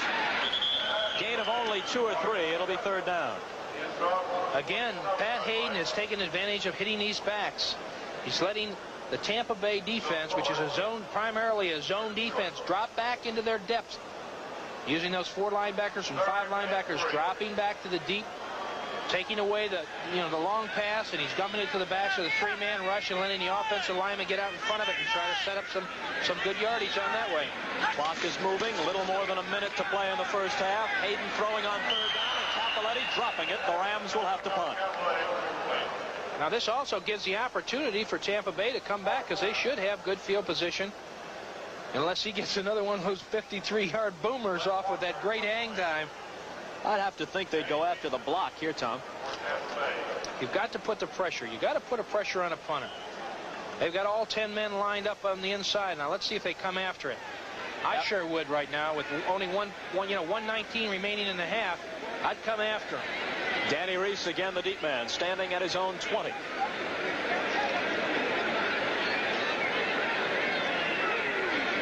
They may be trying to draw Tampa Bay off sides with the long count here. Here they come. They went after it.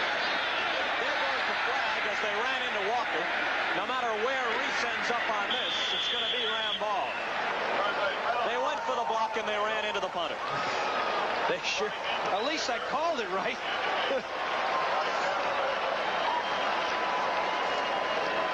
Boy, you never hit that guy unless you got a clear shot at that ball. Then if you block it, you are allowed to hit it. 77, first down. Bill Kohler ran in to Glenn Walker on the play, and that gives the Rams a first down. We've got an update. Bob, we got an update on that Denver's Jets game. It's 28-14. Matt Robertson passed 4 yards to Derek Gaffney to set that score up for the Jets. Denver leading at 28-14. Haden to the air as the Rams try and put some more points on the board. Billy Waddy with the catch. And Waddy may go all the way. Inside the 20. Inside the 10. He's gone. Touchdown Rams. What a great catch.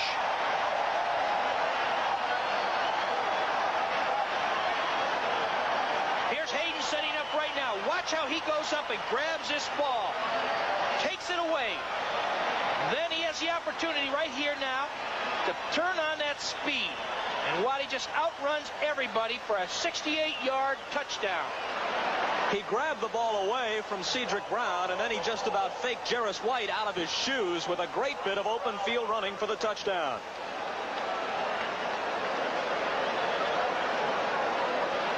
And so with 55 seconds remaining as we watch Billy Waddy take off, the Rams have gone in front 16-3. Now Corral for the 17th point. It's perfect. And I think Haden might have hurt his shoulder on throwing that ball. He's over on the bench right now, and they're looking at his shoulder, his left shoulder, or his right shoulder right there. You can see him. What a turn of events for Tampa Bay, trailing 10-3. A few moments ago, they had first and goal at the LA2. They come away empty-handed. The Rams are forced to punt on their next possession. They keep the ball on a running into the kicker call, and Haden goes to the air for the big completion to Waddy, and instead of a tie game, it's a 14-point Ram lead. It turned around real quick, and Tampa has been playing great ball right now. And when you come up with the mistakes, you know, you got to pay the price, Bob. Here's the word on Bill Simpson. He did not hurt his knee. He has a twisted ankle. He may play in the second half. Darrell Carlton of Tampa Bay has a dislocated shoulder. He won't be back. Pat Haden hurt his shoulder on that last pass, but we don't know how seriously. Speaking of passes on that one, 68-yarder, that's the longest Haden has in his career to date. They try and keep the ball away from the deep return man as Corral just chips it down around the 30. And that's where Tampa Bay will take over with 54 seconds remaining. Somehow, some way, Tampa's got to come up with a couple of big plays to get back in there and get a few points back after making that big mistake. When you make mistakes, you know, that everything turns around against you, and it really works against you, and it did on this last drive. These are the trials and agonies of youth for John McKay and the Buccaneers. They have some impressive young personnel, but young personnel makes a lot of mistakes, and that takes you out of games that you really should be in. If you take a look at their record this year, they could very possibly be 7-2, and you know, it's just a shame. Ray swings it out of the backfield to Ricky Bell. Bell doesn't get out of bounds, so the clock continues to move. 42 seconds now. Jack Reynolds made the tackle. Lining up on the ball. They had two plays lined up in the huddle. Second down and 6 from the 34. Ray completes it again to Bell. Bell is at the 40-yard line, and that's a Tampa first down with 21 seconds. Jim Youngblood made that tackle. The Buccaneers call a timeout after this play, Tom. You can see Mike Ray setting up, steps up inside the pocket right there, takes a short pass, And he's lucky he held onto that ball. Bell takes a real shot, but he does have enough to get the first down. 21 seconds remaining and about 60 yards from the Los Angeles goal line. Looking at Haden along the sidelines, he seems to be okay, and he is receiving no further attention there, so apparently he'll be back in the second half.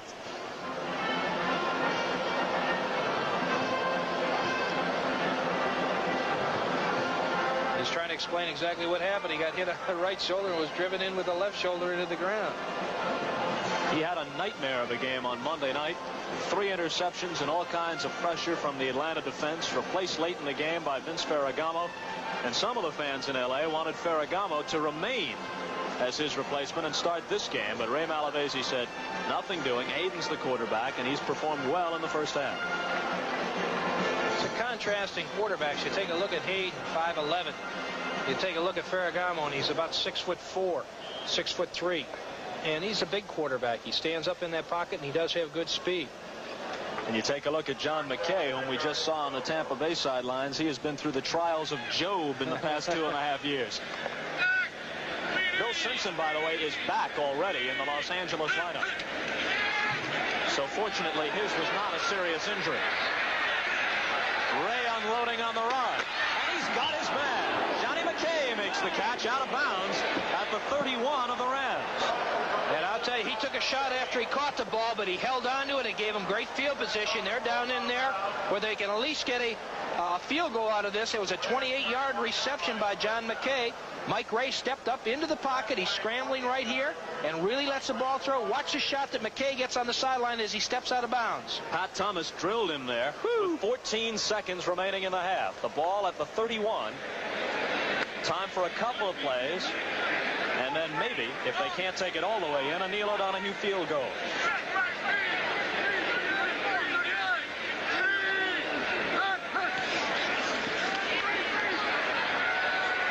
with time to throw. He better get out of bounds with this. Still on his feet and inside the 10-yard line with 4 seconds left. I tell you, smart playing by the quarterback. He got by the one guy. He knew what he had to do. He had to get out of bounds. He picks up 23 yards on the play. Here he is. He makes his move. He knows, defensive back knows he has to get out of bounds. He takes it away from him. He cuts back to the inside, but he's down inside, and they're going for the field goal. With 4 seconds to go, the ball is at the 8. So the kick will probably be spotted at about the 15. A 25-yard attempt for O'Donoghue, who has hit a 42-yarder and missed a 32-yarder in the first half. I would say that he better make this one. This is probably an L.A. timeout. It is, to make him think about it. I can tell this story. One time we were playing the Chicago Bears up in Chicago, and Dick Butkus and Lou Michaels was our place kicker. And Dick Butkus, just before the snap of the ball, we were all lined up ready to go, and the clock was ticking down and everything. And Lou was a pretty nervous guy when he kicked that field goals, and we just had a chip shot. There was like 12 seconds left to go in the ball game. And he calls a timeout with 2 seconds left to go and makes Lou Michaels think about it. And Lou thought about it so much, he hit the goalpost, but it went through the uprights, and we won 17-14. But, you know, it really makes a guy nervous. You start yelling and screaming at him and hollering at him, hey, Lou, you can't make it. He made it for us. So I'll tell you what makes you even more nervous, knowing that somewhere, someplace, there's a bartender waiting to take your place if you miss this one. Green holds at the 15.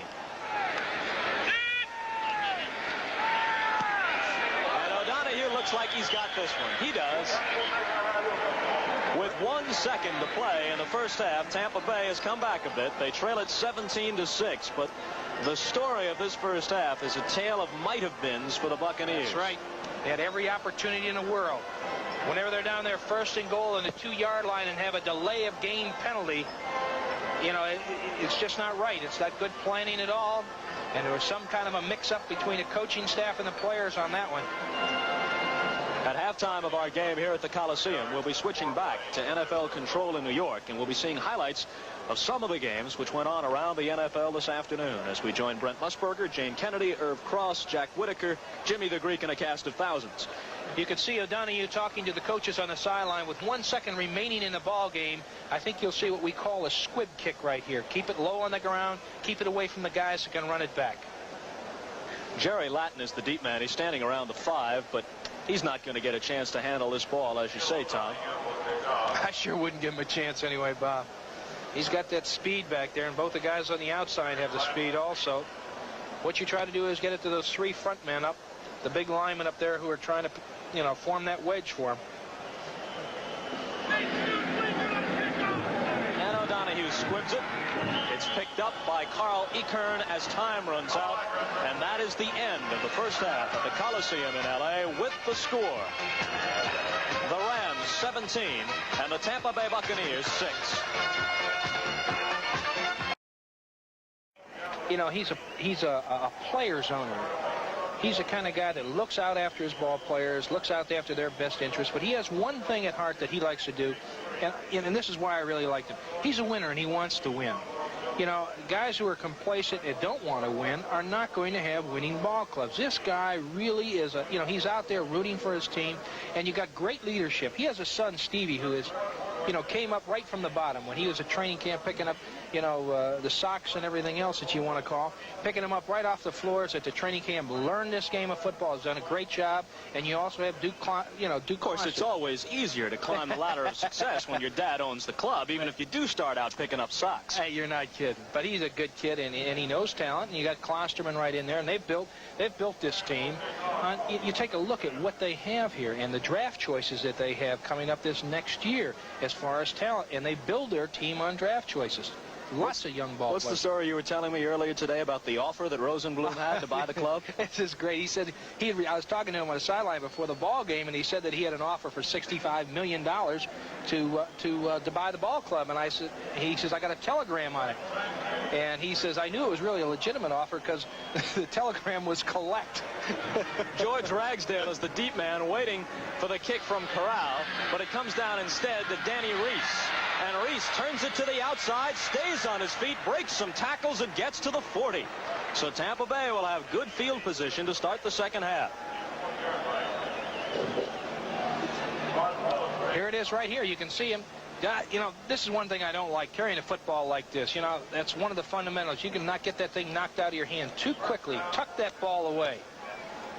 Got to ask our director, Marvin Muse, not to show any replays for the next few minutes so that Tom Matty has a chance to finish this hot dog. Every time he tries to take a bite out of it, Muse pops a replay on the screen. Matty's got to swallow in a hurry and start talking.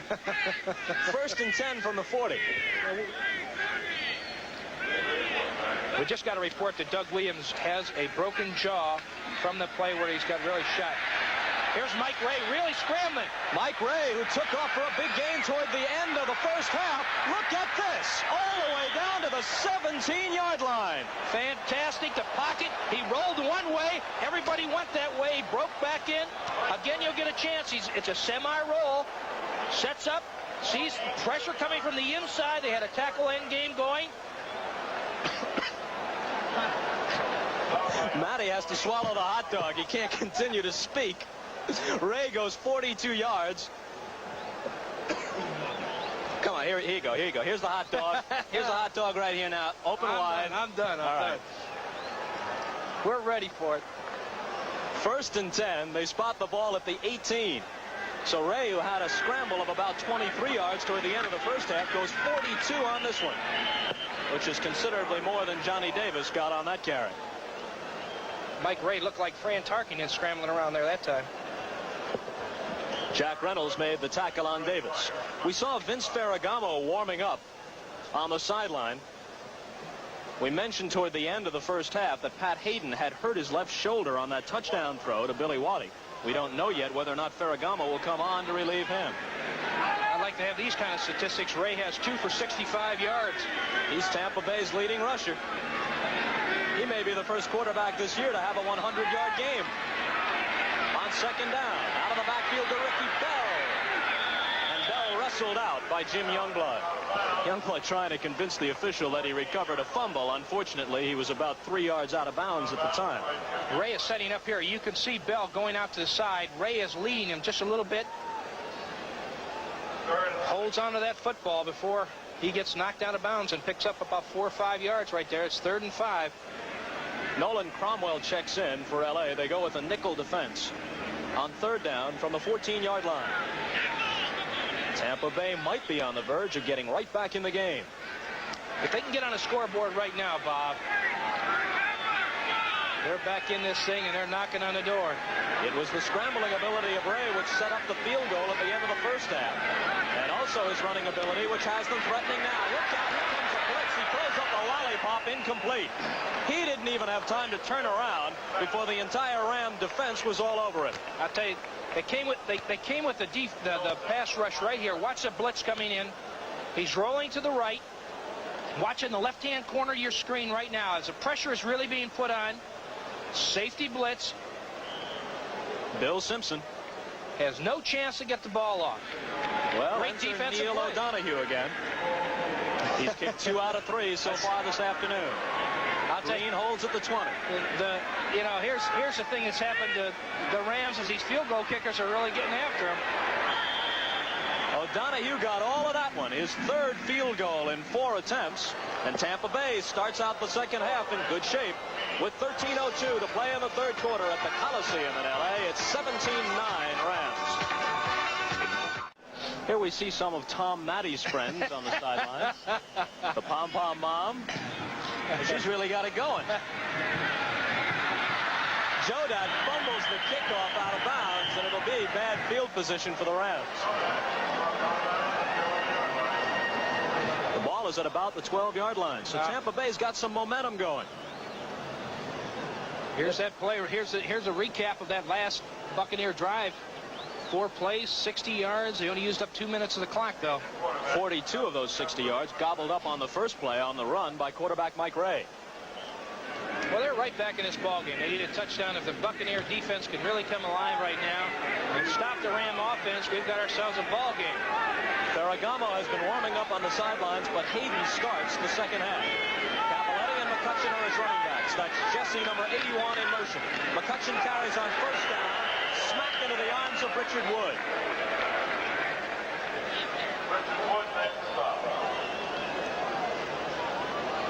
It'll be 2nd down and 10 yards to go. Wood comes straight across on that, makes a great play, coming right underneath, making the tackle. Short yardage gain, if any.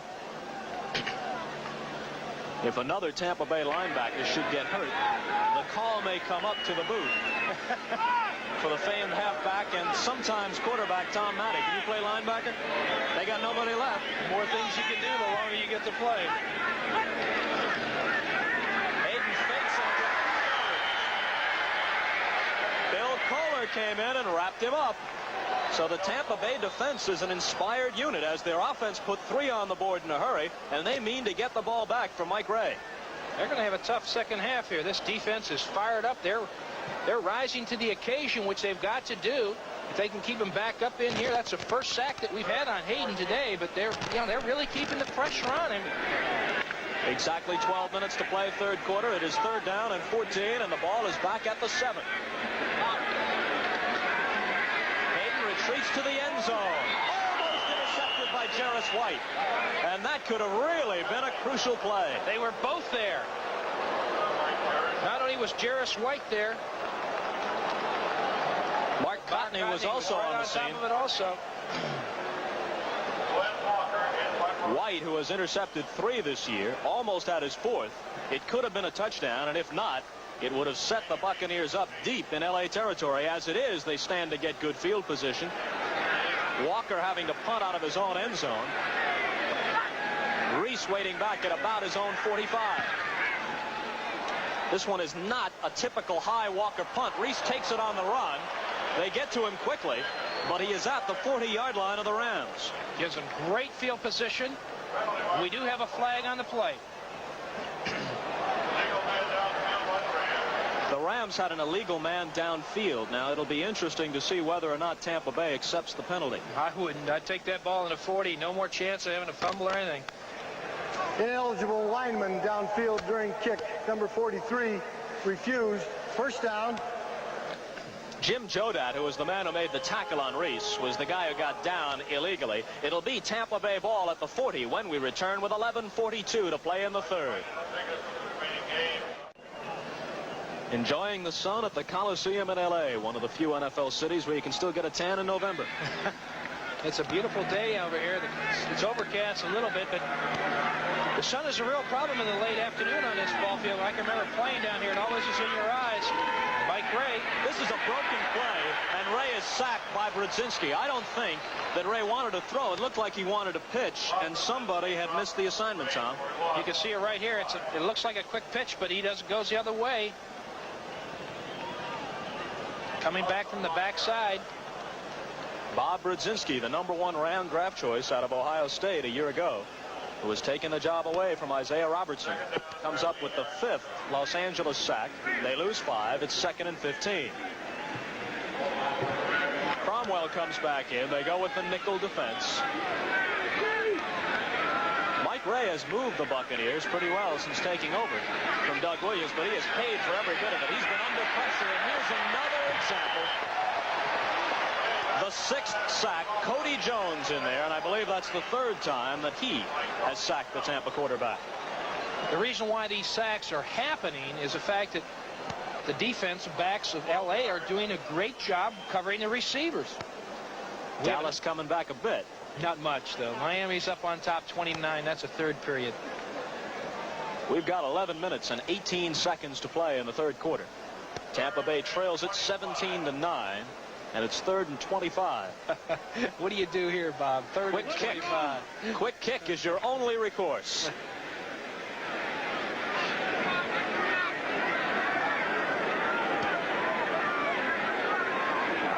Somebody may have been offside. I think Dreyer jumped off. Ray needs 25 yards, and Cody Jones got to him and dropped him at the 45 of Tampa Bay. Ray again had the opportunity here. He had the whole sideline open and run down that sideline. We do have an offsides on L.A. Freddie jumped. So that'll make it 3rd down and 20. Offside defense, number 89. Still 3rd down. You can see him come across right here. Number 89, Freddie Dreyer. He's in the backfield. Yeah, that's a funny feeling for that offensive tackle. Say, boy, is he quick. 3rd and 20 from midfield. 10:50 showing on the third quarter clock. Ray again under pressure, and again Cody Jones has him. He got rid of that ball in desperation. Now, I don't know if they're going to call intentional grounding, rule out a fumble, or just what they'll say. Intentional grounding. Cody Jones wants credit for that sack. I don't blame him. That's about 4 for him.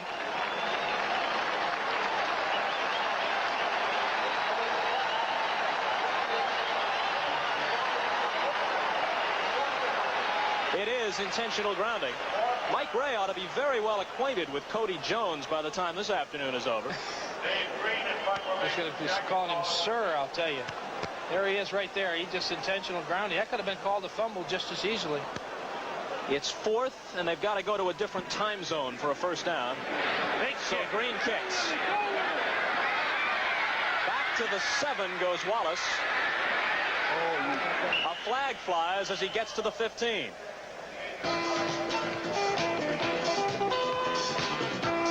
There's going to be a penalty on the play. We'll sort it out when we come back.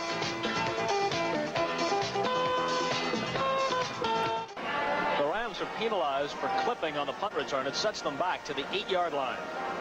You can see the clip coming right in the back of your screen here. Now watch. Jackie Wallace has the ball, returning the punt, a 53-yard kick. It was Jimmy Jodat who clipped on the play. So a 53-yard punt by Dave Green. And there's Jodat, the guilty party, on the sidelines. And the Rams again face bad field position at their own 8-yard line. Tampa Bay has owned the first 4.5 minutes of the third quarter. Let's see how long they can keep it going. Cotney coming up and faking a blitz. Then he peels back as McCutcheon carries, but only for a couple. Bill Kohler on the tackle. Bill Kohler makes the stop. Tampa's playing an inspired game right now, Bob, especially defensively. They're trying to show Haden a lot of things. Cotney coming up, showing some blitz, and then dropping back because Haden did not handle all of the combinations that Atlanta threw at him on Monday night very well.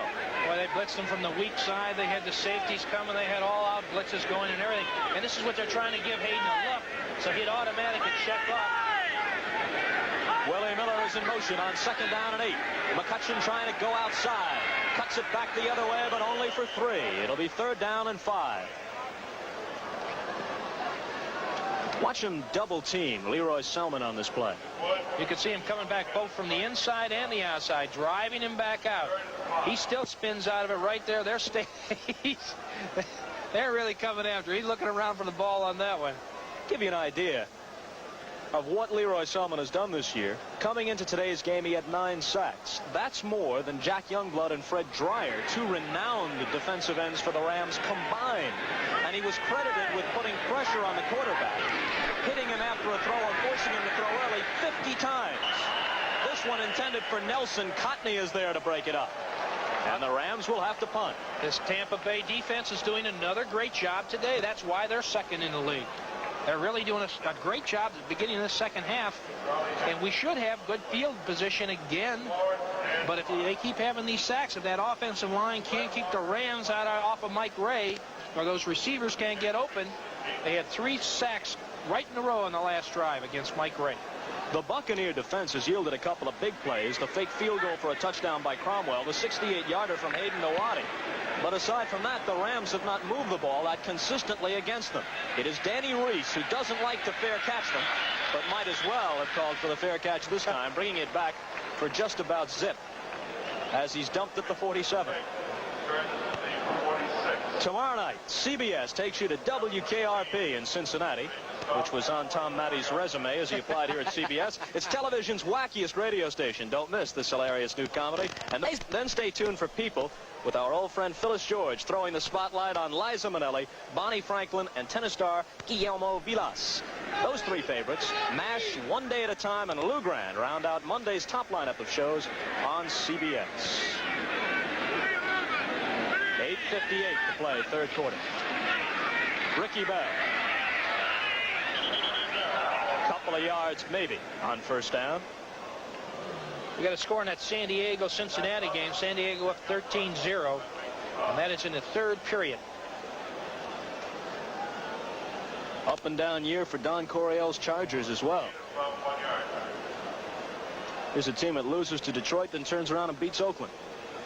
They're an up-and-down ball club, and, you know, it's been an exciting year this year in the NFL. Everybody's been knocked off. You know, there's no undefeated teams right now, and some of the games that even Pittsburgh has won have been very close. Today they had to come back again. The week before, it has been an exciting year. 2nd down, and we'll call it 9. They may go with the reverse. It comes around to Larry Mucker, and Mucker spins away from tacklers. And even that shot from Jim Youngblood didn't knock him down until finally the Ram defense converged on him. Well, Mucker actually lost a couple of yards on the play, but as it started out, he might have lost about 10. Jim Youngblood missed a tackle in the backfield, but he really got bounced around up there. He took a couple of real tough shots. The flea flicker and various combinations of it have been coming back in a big way this year in the NFL. A lot of teams going with the reverses, sometimes the triple reverses with passes off of it. Yeah, it just adds another element of excitement. We got a 3rd down and 12 situation right now, and Mike Ray has got to generate some offense. He can't keep putting his pressure on the defense. Here they come again. Ray stays on his feet and unloads. Batted up in the air and intercepted. It's Cromwell with the interception. And he's into Tampa territory at the 38. Nolan Cromwell having a big day. He ran in the fake field goal for a touchdown, and now he comes up with the interception.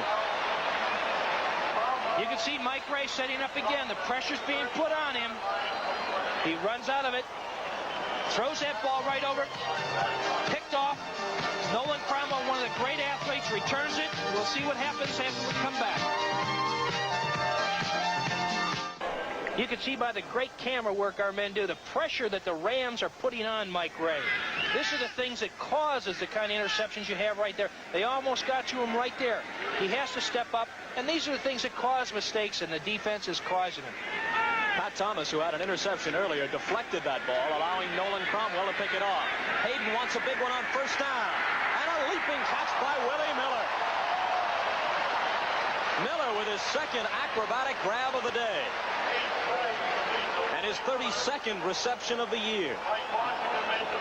Mike Washington was hanging all over him, but he still caught it for a 27-yard gain. Super play right here, steps right up in front of it and holds onto that ball before he goes to the ground. And so it's 1st and 10 at the 12. There goes Miller out wide to the left.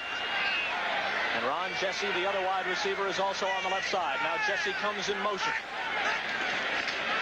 They give it to McCutcheon, and down he goes for a loss.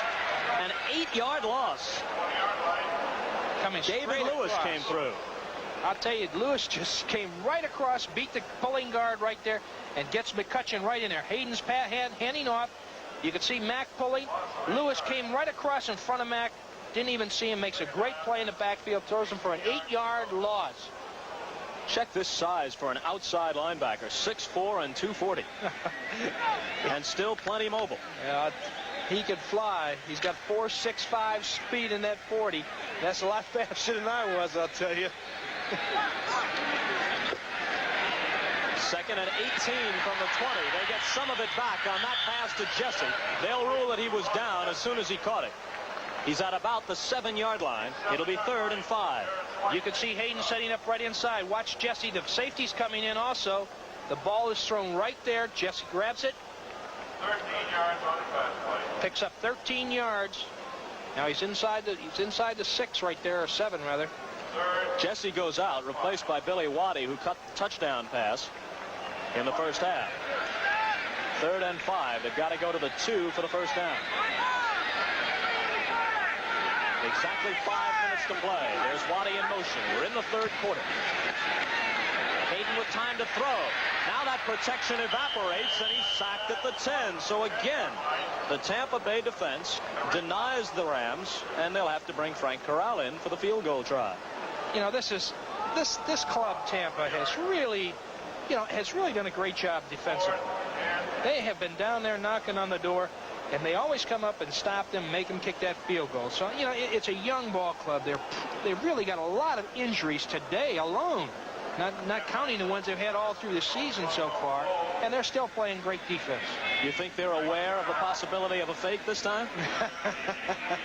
I sure would be looking for it. Nolan Cromwell kneeling at the 17. If he kicks it, it'll be a 27-yard attempt. It's on the way. It is good. With 4 minutes and 23 seconds to play in the 3rd quarter, the Rams have increased their lead to 20-9 over Tampa Bay. The Rams trying to break the 2-game losing streak. They have not lost 3 in a row since 1969. Coming up this Tuesday on CBS, you see an all-star lineup of a different kind. That's our news team. Election We'll cover the elections for you. Walter Cronkite, Harry Reasoner, Roger Mudd, Dan Rather, Leslie Stahl, Bruce Morton, and Eric Severide with the analysis. If he does as good a job as Tom Matty, we'll all be happy. Oh, I don't know about that. We do have an update on that San Diego-Cincinnati game. In the 3rd quarter, San Diego 19, Cincinnati 0. So Cincinnati, which broke their losing streak last week, apparently is on their way to their 9th defeat of the year. Little ride around the field, provide some scenery. I tell you, they're getting better every year. No comment, huh, Bob? Talking about the teams. There's Frank Corral. And the deep man is George Ragsdale. Oh, Corral got all of this. Ragsdale's going to bring it out. And leaps into a bunch of white shirts at about the 22. Carl Eckern was the first man to hit him. For 2 yards, he paid the price. He could have remained untouched by simply staying there in the end zone, and he would have been just about as well off. Rams scoring drive, only 4 plays, 59 yards, and they settled for the field goal of 27 yards by Frank Corral. They kept the ball almost 3 minutes. Well, we've got a little over 55,000 people here today, and they're seeing their Rams taking command, especially their defense doing such a great job against the Tampa's offense. Well, here's Mike Ray, who has been a man under considerable pressure since he came on to replace Doug Williams. Pressure of 2 kinds. Number 1, the responsibility of taking over at quarterback, and number 2, the pressure provided by the Ram defense as they've been all over him. This is Frank Grant's first catch of the game, and only the 3rd catch of the year for the former Washington Redskin, but it's good for a Tampa first down. I think you're going to see more of what's happening right here, right now. Mike Ray getting to the outside and throwing that ball. He's got to get away from that pocket because the Rams are putting too much pressure on him. It's a good throw and a good catch. He picks up some additional yardage after he makes the reception. They got 19 yards out to the 41.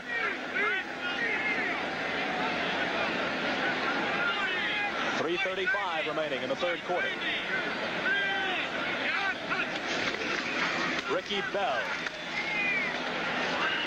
struggling forward for about 3. This is a big tandem of backs for Tampa Bay. Davis at 235 and Bell, who is used as a tailback frequently, at 220. You know, Bell's 12 for 49 yards right now, and they're both big backs, and they really dig in. They've got to get some more fire off that offensive line. They've got to blow that Ram line back, and it's tough. These guys are big and strong.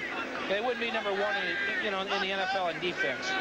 And a big key against the Rams is to make good yardage on first down, because the statistics say they have the best 3rd down defense in the NFL, and this is going to be 3rd down, and a big chunk for Mike Ray as Bob Brzezinski got an easy sack. All he had to do was gently fall on Mr. Ray after Ray had gone to the turf himself.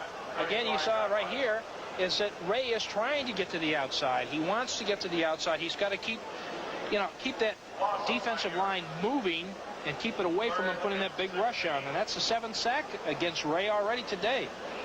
He might set some kind of record. Prior to today's game, as we see Isaiah Robertson come back in a passing situation, replacing Brzezinski, the Rams had allowed their opponents to convert on only 37 of 130 3rd down opportunities, and that's the best figure in the league. This is 3rd down and 16, and they can send everybody now, except Jack Youngblood didn't wait for the appropriate time, so this will cost somebody 5.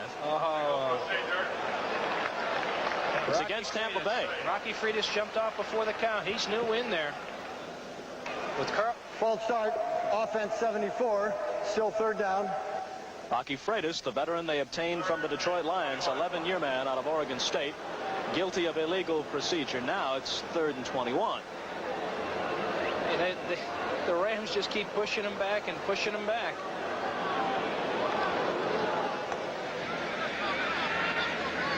Grant goes wide left, Owens wide to the right, and Davis and Bell remain as the running backs behind Mike Ray. And they'll keep it on the ground. Ricky Bell needs 21 yards. He'll get less than half of that, and Tampa Bay will have to punt. Isaiah Robertson made the tackle, which gives us a chance to talk about Isaiah. Good old Isaiah. The best that there ever was. According to Isaiah.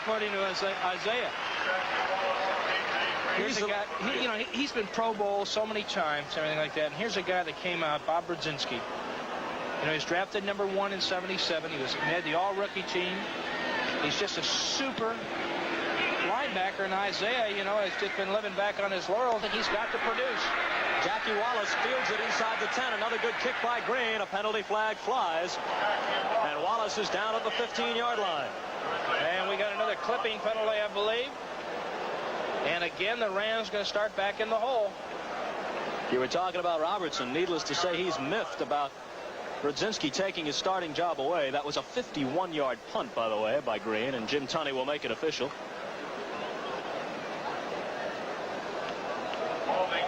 Unfortunately, Jim forgot to turn his microphone on, but it's holding against the Rams. Robertson was saying, Tom, that All right, now we're going to listen to Jim again. Okay, Jim, take it away.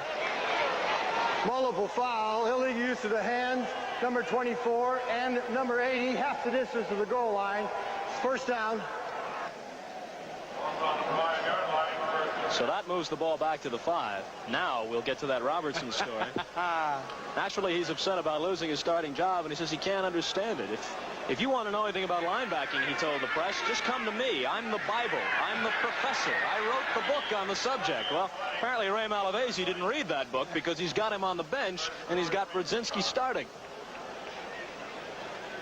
Well, now, if I can just catch my plane before Robertson hears about this, I'll be in good shape. You run the interference, and I'll make like O.J. running through the airport, okay? Second down, 7 yards to go from the 8.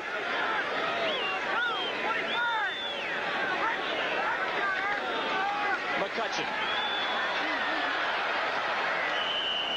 A flag is down on this play, and McCutcheon has a first down, but we'll have to wait and see what the penalty will be. It's against the Rams, and it's holding. And McCutcheon isn't too happy about it. You know, when you're a running back and you pick up good yardage like that, and then all of a sudden you see that flag, you say, oh, I took all that punishment. Now I have to walk back to the back of the huddle again, and we got a penalty against us. It's frustrating.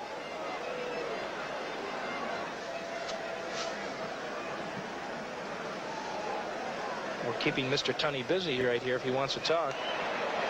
Holding offense, number 60, half the distance of the goal line. Still second down. Dennis Hara held on the play. McCutcheon has had a tough day for the Rams, but he has company. In the last 2 weeks, the Buccaneers held Walter Payton to 34 yards on 15 carries, his lowest total in 41 games. And then last week against Green Bay, they held Turdell Middleton to 37 yards and 20 carries. So they've done a job on some of the league's best backs. It's 2nd and 11 from the 4. Capoletti gets 6. It'll be 3rd down and 5.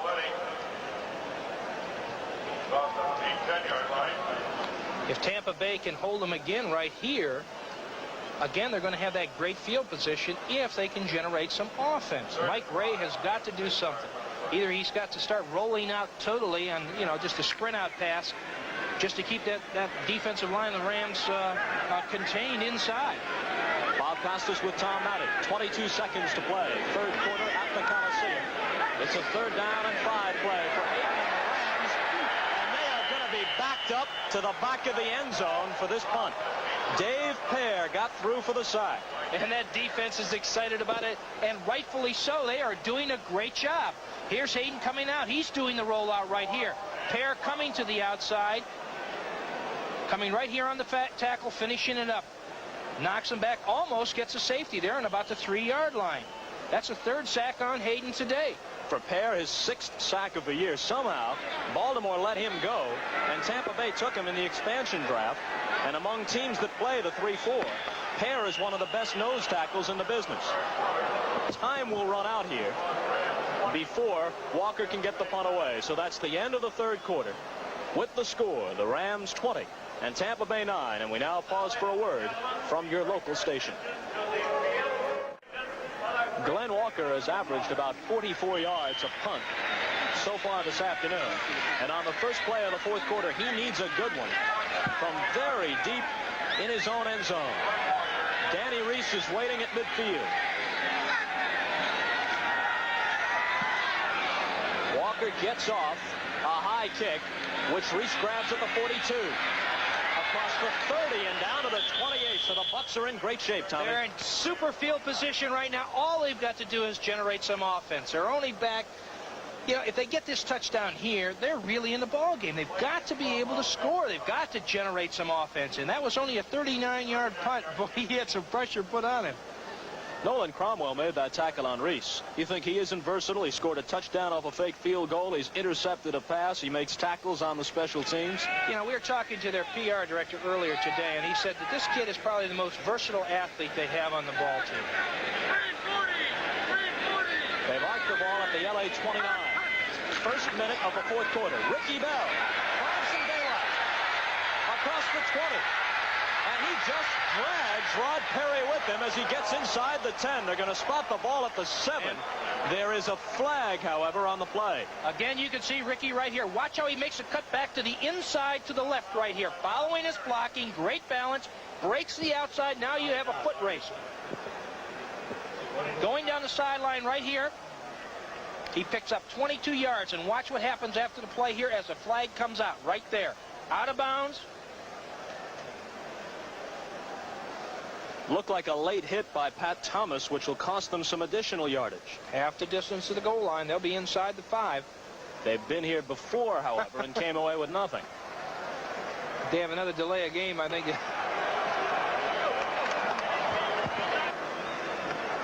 This is the Jim Tunney program. Personal foul, unnecessary roughness on the runner, number 27, first down. So they spot the ball just outside the 3-yard line. 14:41 remaining, fourth quarter. The Bucs trail 20-9, but they're knocking on the door. Ragsdale for his first carry. Maybe 1.5 yards on the play. It'll be second down and goal. They cannot be denied right down here. They've got to score. They've got to capitalize on the big break right there and the great run by Ricky Bell in the previous play. They've got to come up with some points on the scoreboard and preferably a touchdown. You'd think that they'd almost have to go for it on fourth down if they're close at all, if it gets to that point, because a field goal would leave them 8 points short, and they still couldn't tie with a touchdown. Gotta go. They stop the ball at the 2, second and goal.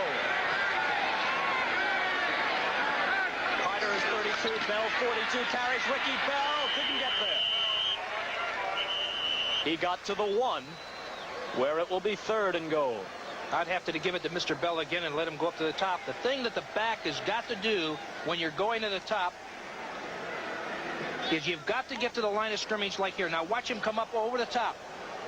He got to the line of scrimmage. And boy, he comes down. First thing he hits is his head on that one. But they've got to score. And I'd give it to the big back. Let him have it. Let him go up over the top again. Bell has scored 4 touchdowns so far this year. The most of any Tampa Bay back. They give it to him. He got there. Touchdown Buccaneers. He got in there. Great job by the offensive line, blowing him out. Here you can see it right from the ground level. Great camera shot right here. Watch him come. Bell goes up over the top, keeps his balance, pops right in there for a touchdown. 6 points, and we've got an exciting ball game here, Bob. 13:41 remaining, and if O'Donohue adds the extra point, we've got a 20-16 game. And when you think of the opportunities that Tampa Bay really has had to pack it in today, you've got to admire their grit. They're playing hurt. They've got several of their key men out. They're down to one of the best teams in the league, and yet they have come back. O'Donohue's kick is good. And here's a look once again at the touchdown by Ricky Bell, which cut the difference to 20-16.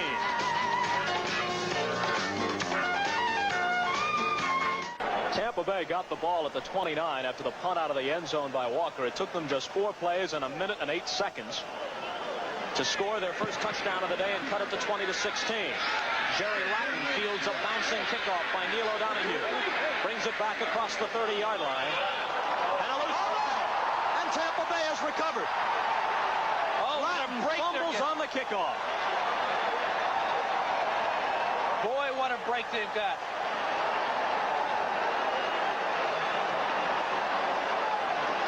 Tampa has got to be excited about that. Here it is right now. Latin picked up the ball. He's coming up, looking for blocking. Breaks to the outside. Goes up over the top, and as he's on his way down, the ball pops out right there. And it looks like Bill Kohler who recovers it. Yes, it is. What a break. First and 10 from the 31 with 13:33 remaining, and they have done it without their starting quarterback, Doug Williams. Mike Ray is directing the attack. He drops to throw, and he's got his non-tight end, Jim Obradovich. And Obradovich battles down to around the 13-yard line. Oh, these Bucs are hot right now. You can see Obradovic right here. Mike Ray setting up. Top hand, right-hand corner, right in there. He drills the ball to the inside. Breaks the tackle right there. Keeps his balance. Picks up a big first down, and he's almost to the 10-yard line. A 19-yard gain. There are Ray's stats. Very respectable. Dave Elmendorf made the tackle on Obradovic. They spot the ball at the 12. First and 10 from there. Ricky Bell, who scored the touchdown a moment ago, gets a couple of tough yards to the 10. Mistakes are the key right here. They're really putting the pressure back against the Rams defense right now. This is where Tampa Bay did such a great job. They had the pressure put on them, and they rose to the occasion. Now the Rams defense has got to stop them right now. If I'm not mistaken, that was the first turnover of the game by the Rams, but it comes at such an important time because Tampa Bay had the momentum going as it was, and now they're in position to move in front. The ball is at the 10. We're at 2nd and 8. The clock is moving with 12:10 to play in the game. LA leads at 20-16.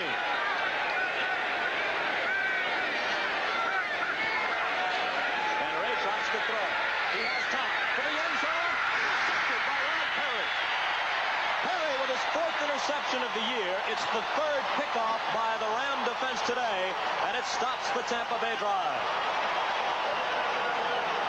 Again, we put that pressure, as I said, on the Ram defense, and they came up with a big play. A great interception here, right in front of it.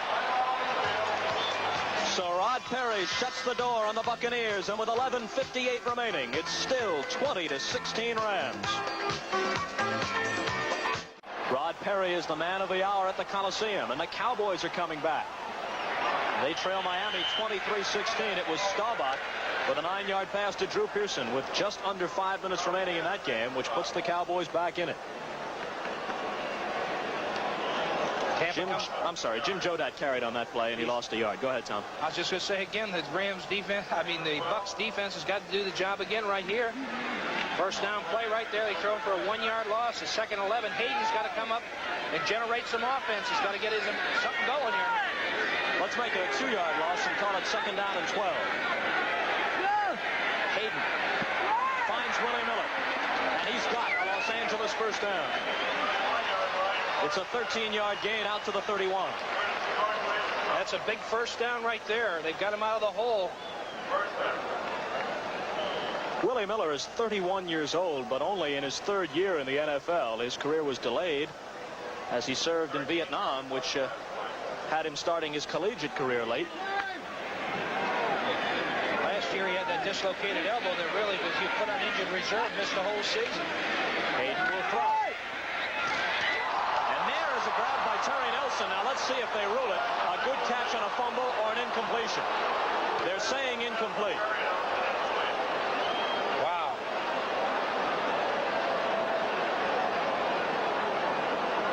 We did a game a few weeks ago in Pittsburgh, Tom, where John Stallworth held onto a ball for considerably less than Terry Nelson had that one, and they said okay. That's right.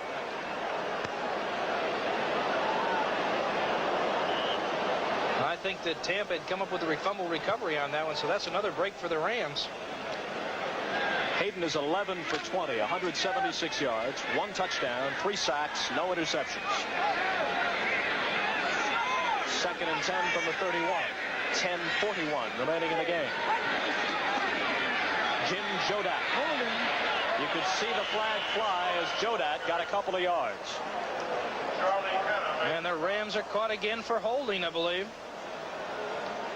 Prior to this play, the Rams had been penalized 9 times for 67 yards. The Bucs only twice for a total of 10. And this will be the 10th time that a flag has been thrown against LA as Jim Tunney will step off 10 for holding. Holding, offense, number 60, still 2nd down. That's the 3rd time that Dennis Harrah has been caught for holding today. You know, Dennis is coming back after an injury. And it's hoping to boost this line, get this offensive line back generating some offense. The last 2 weeks have been sort of slim pickings for him. It's 2nd down and 20.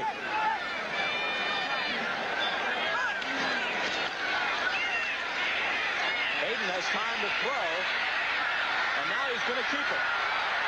He's got about 10 yards before he goes down, just before Dave Lewis was about to lower the boom. I think he made a very wise decision falling down on that one. We've got a Cincinnati-San Diego score. San Diego 22, Cincinnati 0. That is in the 4th period. Cincinnati's got its problems this year. Poor Homer Rice. He took over for Bill Johnson, but it hasn't been much better for him. He did get a victory last week, but they're being shut out today by San Diego. It'll be 3rd down and 10 from the 31. Clock is moving just inside 10 minutes to play. Tampa's got the blitz on. He picked it up pretty well, but Miller was really drilled by Mike Washington, and he stops him short of the 1st down. You can see everyone coming on this. Haden sets up. You can see down the corner there, right there. It's just what they call an in pattern on a blitz. If you see the blitz coming, you're supposed to break to the inside and watch the contact right here. There really were 2 good plays there. Haden did a good job of picking up the blitz and went with the toss to Miller, but Washington knew how far Miller had to go, and he stopped him dead in his tracks, a yard short of a 1st down. Reese is the deep man. Walker will kick again. Come on, Walker, kick it.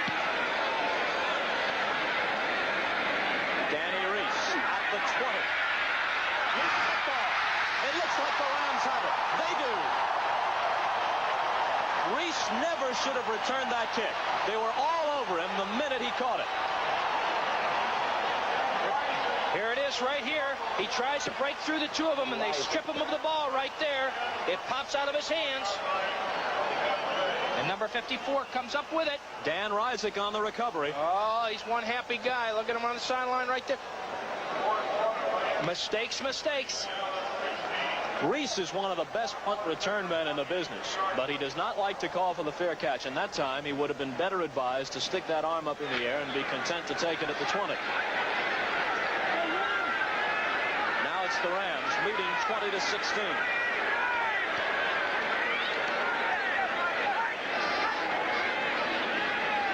Haden dropping in under pressure. Gets it away, out of bounds over everybody. Jodat was in the general vicinity of the pass. Very smart on Haden's part. Let me tell you, as long as you throw that thing out of bounds, you can throw it 50 feet over his head. It doesn't matter. But he got rid of that ball because there was good coverage by the Bucs again. You know, if I were this Tampa Bay defense, I would really be a little bit upset about what's happening. They're playing their hearts out there. They're stopping what I consider one of the best offenses in the leagues. And the Rams, although they've been stymied these last 2 weeks, they're still a tough offensive team. If Tampa Bay can hold them here, even if they limit them to a field goal, they'll still be in the game because a field goal would put the Rams up by only 7. Long count by Haden, and a handoff to Cullen Bryant. Bryant finding his hole very well. A nifty run by Cullen Bryant, close to a 1st down. Just short. Here he's coming across. You can see as he comes across, he sees there's nothing to the outside, cuts back up to the inside, makes a great move right there. And they mark the ball back a lot farther than what I thought. It's going to be 3rd and about 1 as they mark the ball just inside the 15. They're bringing the horses in right now to get that 3rd and short yardage situation. 2 tight ends, Terry Nelson and Charlie Young. Interesting story about Young. Here's a guy who caught 55, 64, and 49 passes in successive seasons for Philadelphia and now finds himself as a 2nd stringer with the Rams, coming in on a blocking situation and little other action besides that. He's been all pro. He's been all everything, boy.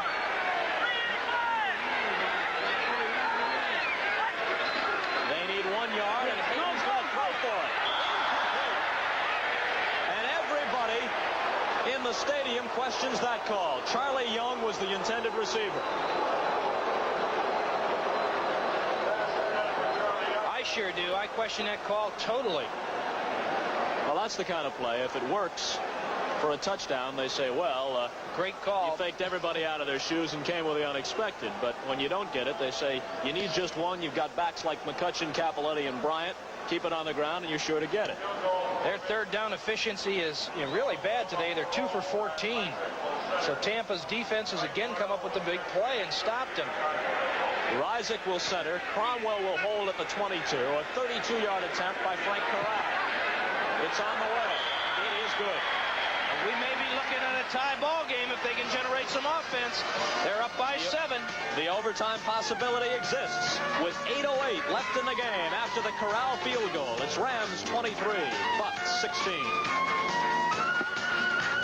Sitting announcement was brought to you as a public service by the National Football League. And on the kickoff, it's Louis Carter who grabs the boot by Frank Corral and gets across the 30-yard line for Tampa Bay. The Bucs have exactly 8 minutes to try and get the tying touchdown. If they get anywhere near down there, they've got to have a 4-down situation because they're 7 points behind. A lot of pressure on this young ball player right here, Mike Ray.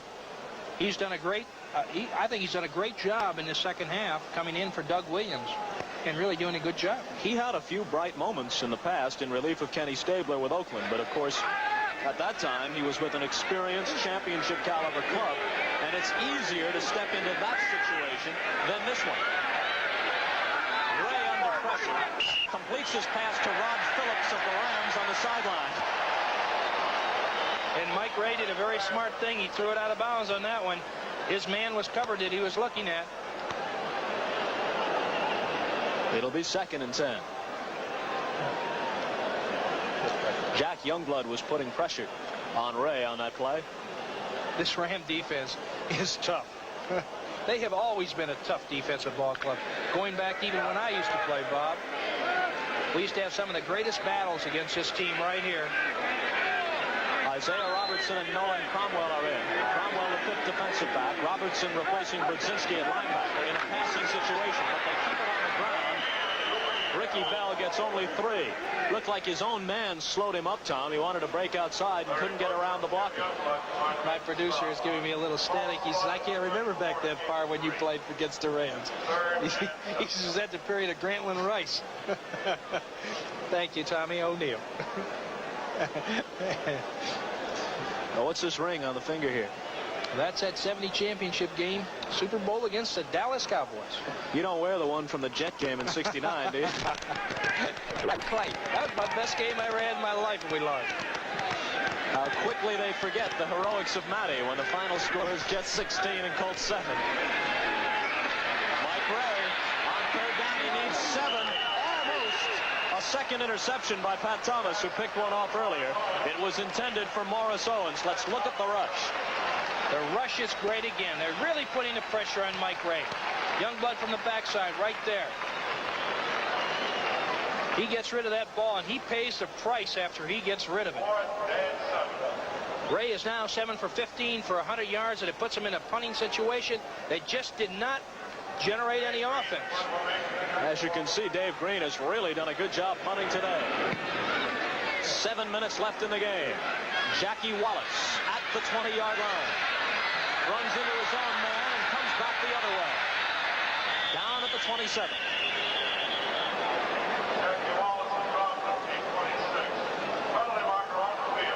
Charlie White made the tackle on the play, and there's a flag down.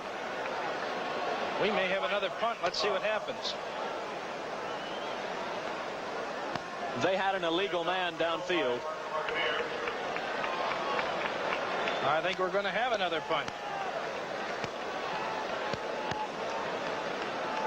Nice over-the-shoulder grab by Jim Tunney. He's the star of the day, I'll tell you right now. This is only the 3rd time that the Buccaneers have been penalized in the game, but one of them was very costly, the delay of game down near the goal line. Ineligible lineman downfield, number 86. Still 4th down. 4th and 14 now from the 29. 6:53 remaining. It's LA by a touchdown at 23-16. This time Wallace moves up to around the 30 in anticipation of Green's kick. And Dave Green backs him up to the 22. Across the 30-yard line, it opens up for Jackie Wallace. Spinning away from a tackler and out across midfield and into Tampa territory. Great return by Jackie Wallace. He was with the Baltimore Colts a couple years ago and did a great job as a back. And here he is right now, breaking to the outside, makes a good return, and puts the Rams in great field position when they come back. 6 minutes and 37 seconds left at the Coliseum in L.A. They have turned the lights on. It's 1st and 10 from the 48. The Rams lead at 23-16. McCutcheon. He's got company. And a loss of 10.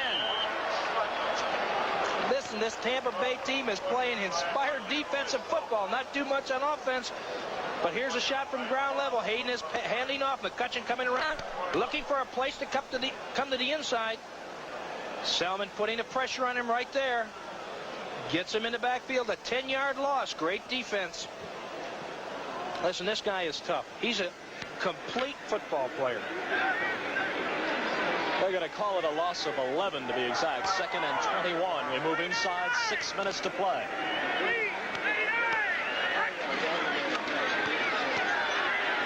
Haden to Capoletti. And Capoletti is in trouble. He gets away from Selman. But not from the next two Buccaneers. Richard Wood was the first man to hit him. Every time these two defenses are getting in the ball game, they keep pushing the offense back farther and farther. We got a 3rd and what, 20-some yards, 25 yards?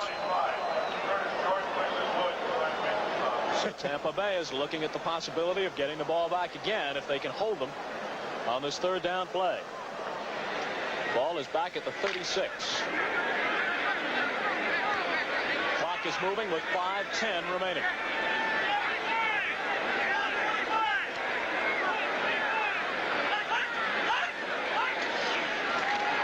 Haden with time to throw. He wants it all right now. And it's over the head of Willie Miller.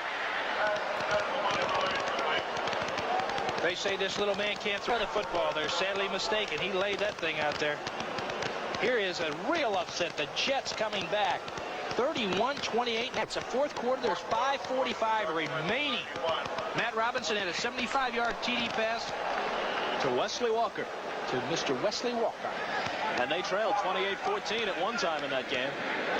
I thought it was going to be a runaway for Denver. They're leading that Western Division out there, but they've got their hands full with the Jets today. The Jets really bouncing back after a shellacking a week ago at New England. Glenn Walker trying to angle for the sideline. Reese plays it on a bounce. Danny Reese with some running room. Out of bounds at the 40. So it's good field position for Tampa Bay. 4:45 left in the game, and they trail 23-16. He shanked that one off the side of his foot. That's his worst punt today, a 35-yarder. And it gives Tampa good field position.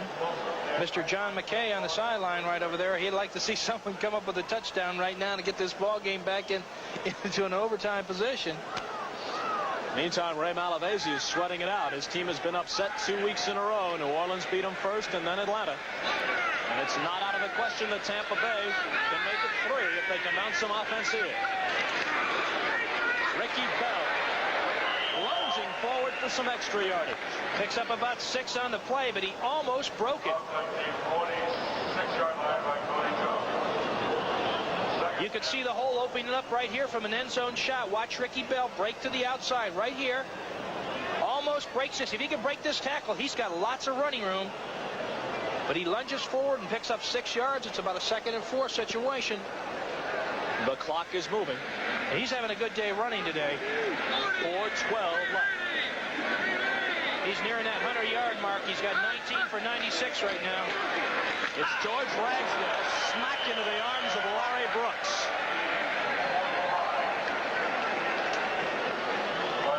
Top of the program, we were talking about Larry Brooks and what a great defensive lineman he is. And right there is an indication of what he can do when he can stick you at the line of scrimmage. They lost 1. It's 3rd and 5 from the 45. You know, Bell has 96 yards. The Tampa club record is only 109 by Jimmy Du Bois. They're missing him since he's been injured, too. This kid was a real competitor, a hard runner. Complemented one another. Robertson and Cromwell back in for the Rams as they anticipate the pass. 3:25 remaining. Perhaps the biggest play of the day for Tampa Bay. Ray under pressure. He scrambled for first downs before, and he does it again. Another long run for Mike Ray. He is down at the 35 of Los Angeles.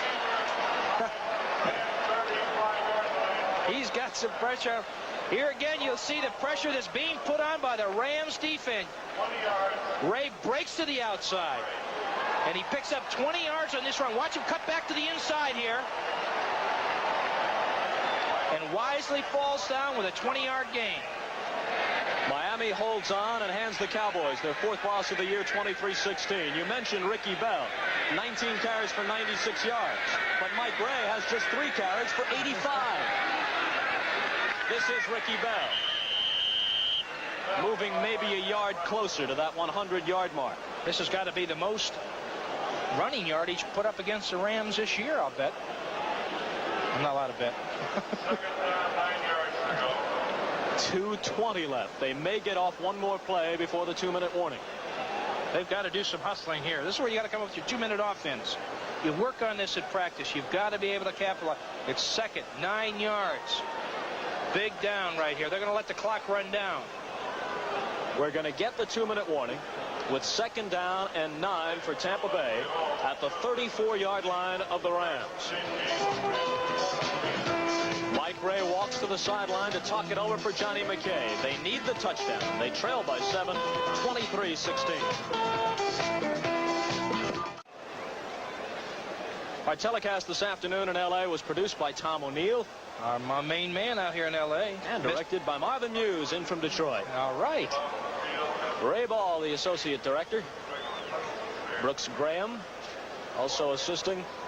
And a look at some of the other people who helped us to put it together this afternoon. And done an outstanding job. Great shots from the field, and when you're working on a ball game like this, you can really see what's happening when you have a good crew like this working with you. And we thank Art Hoffman for his help on statistics, and Chuck Panama, who spotted the game for us this afternoon. Outstanding jobs. 2nd down and 9 from the 34, exactly 2 minutes left. Ray swings it out to Ricky Bell, and Bell slips down and gains a couple of yards.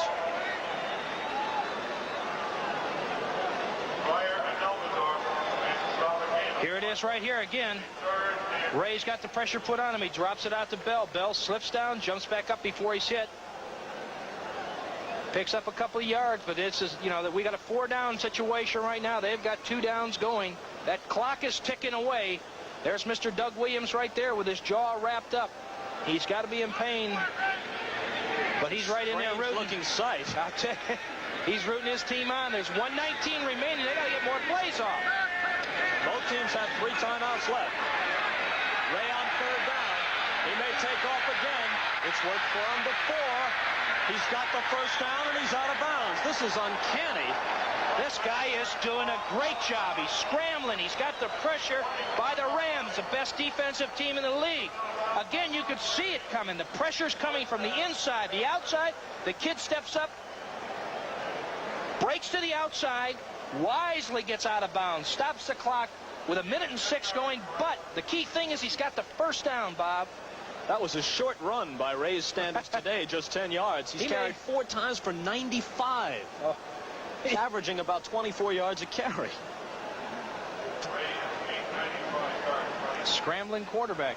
I'll tell you, though, Tom, they haven't done such a good job of conserving time, because even though they have all 3 timeouts left, they may never get a chance to use them all. There's just 1 minute and 6 seconds left. I thought they should have called a timeout the last time there. Look out, Mike Ray. Now you better. Fred Dreyer got him. Somebody call a timeout. They do with 1:01 left. That's the 8th sack today on Ray. The Rams defense doing a great job getting to him, but when they don't get to him, he picks up that big yardage. That pushes them back to the 29, where it will be 2nd down and 16 when we return. From the 29-yard line with 1:01 left. 2nd down, 16 for Tampa Bay.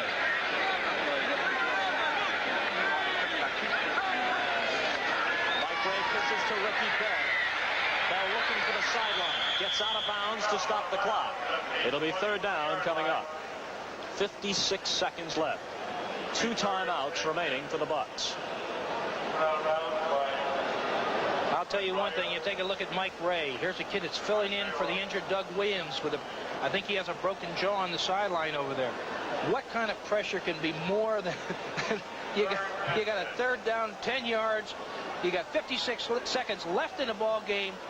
What are you going at grab bag and come up with? He's got to come up with a big play right here, get the 1st down, stop the clock again. He's got 2 more timeouts.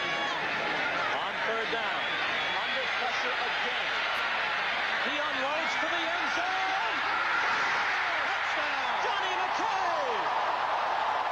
And with the extra point, they can tie it. Woo! With 47 seconds left. Unbelievable! Here it is again. You can see the pressure that this Ram defense is putting on him.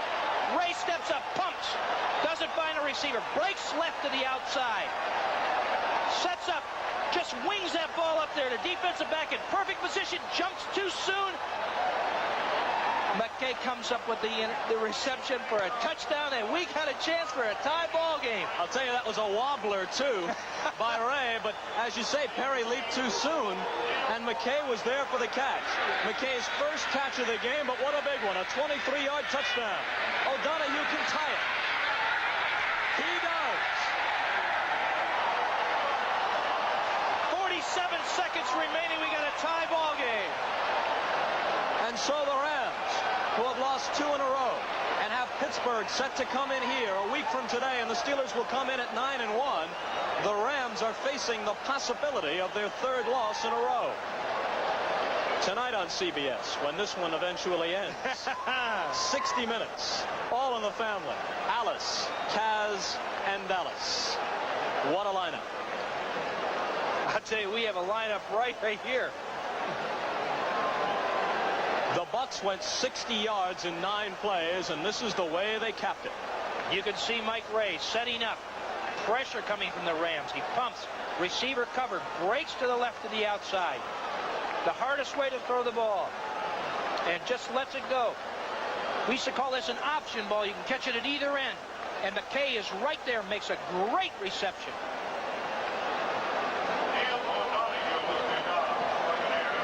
Coming up next in the Tampa market on the East Coast will be 60 minutes. That will be in the Tampa area. O'Donoghue kicks off. Latin back around the 1-yard line. Doesn't make it to the 20. A fired-up Tampa Bay team meets him there. I'll tell you, this team has come over every adversity that has been thrown at him today. Key injuries. Doug Williams out. Dewey Selman out. Short on linebackers to begin with. They have really done a great job defensively, and now is a real test. The Rams have 3 timeouts left, 42 seconds. I know they're a well-drilled team. They know how to run that 2-minute offense. Let's see if Tampa's defense can contain them. There has never been an overtime game at the Coliseum. Haden would like it to stay that way. Willie Miller makes the catch.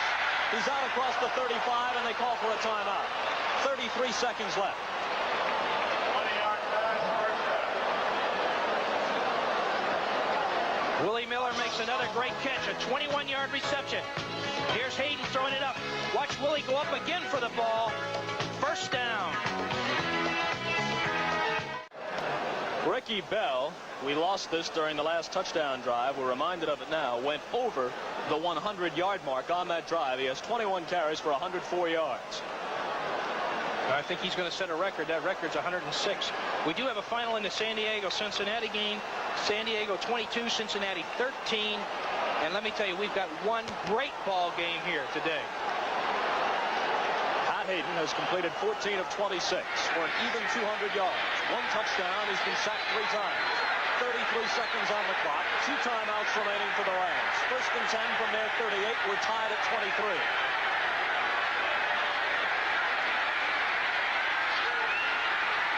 Miller is wide open. He stays in bounds for a few more yards. They are closing in on field goal distance with 25 seconds left. Another great catch by Miller. He is the clutch player on this ball club. Here's Haden setting up again. The backs are going out of the backfield. Haden throws a perfect pass to the sideline. Miller grabs it in, stays in bounds, tiptoes, steps out a 33-yard reception. They're almost within field goal range. Miller has 6 for 105 today. Each team has kicked 3 field goals so far. A 4th one by Frank Corral could decide the issue if they can get close enough. They're trying to get it in the middle of the field. They'll get more than that done. McCutcheon gets a big hump down around the 10-yard line. They were just trying to set the ball up for Corral, and McCutcheon found a gaping hole and gets down to the 11. Timeout, LA. And all of a sudden, with less than a minute to go, what happens? But the Rams come up with some big plays, big receptions. Willie Miller, a great run by McCutcheon. They're down at the 11-yard line. We got 20 seconds left to go in the ball game. The Rams have one more timeout. How much more excitement can you have, Bob? Ray Malavasi thinks there's been too much excitement already. He'd like to get off this field with a win. I'll tell you, no matter what happens, you think these Bucs haven't improved? It was 31-0 Rams. This year, LA fighting for their lives. Capoletti trying to keep it in the middle of the field. They're going to leave this up to Frank Corral. The clock is running, and this apparently will be the last play prior to the field goal. Haden wants to watch the clock and ask for the timeout with just 6 seconds remaining. That just about eliminates any chance for Tampa Bay to get another play of their own after Corral's kick. And tonight on CBS, a reminder once again, 60 minutes, all in the family, Alice, Kaz, and Dallas. And if any of that is half as exciting as this, you ought to stay tuned. You ought to stay tuned is right. You know, that run by McCutcheon was the longest run of the season for him to date, and that was 18 yards. Now 15 of 26 on the season. You think there's not some pressure on him right here, right now? And on the Tampa Bay, they've got to penetrate. They've got to get their arms up. They've got to come.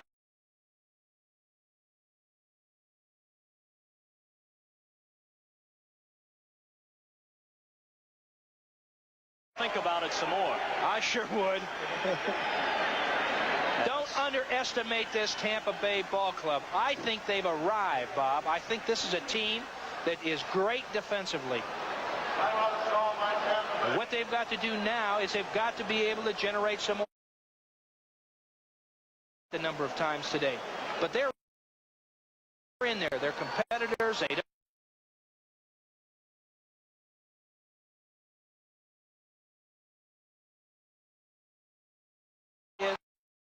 It's super. Leroy Selman has blocked 2 kicks this year for Tampa Bay. He might be the man to watch. From the 17.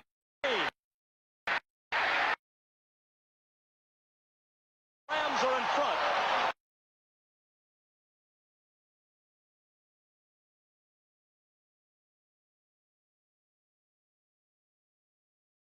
The young man from UC.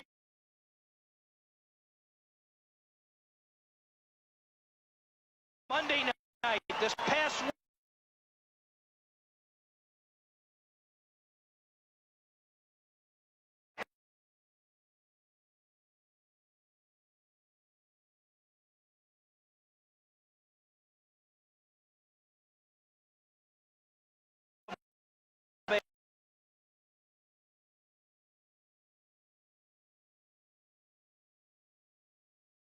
Tender, not a pretender.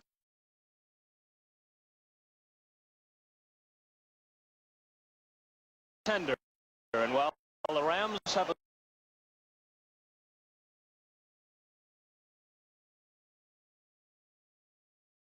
done a great job building it.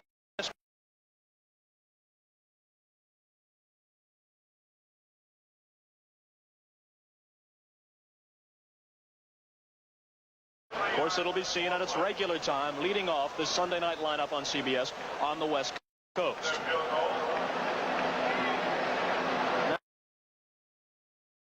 Now, all Corral wants to do is swim this and get out of here and pick up the newspaper tomorrow and read about how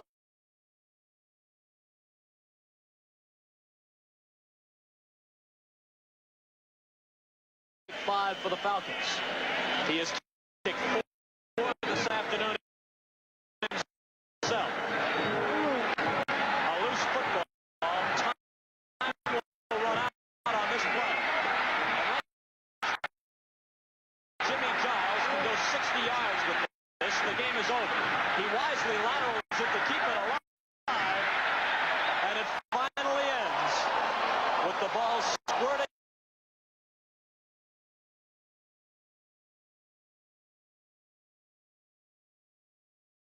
This is Bob Costas for Tom Matty saying goodbye from the Los Angeles Coliseum. Next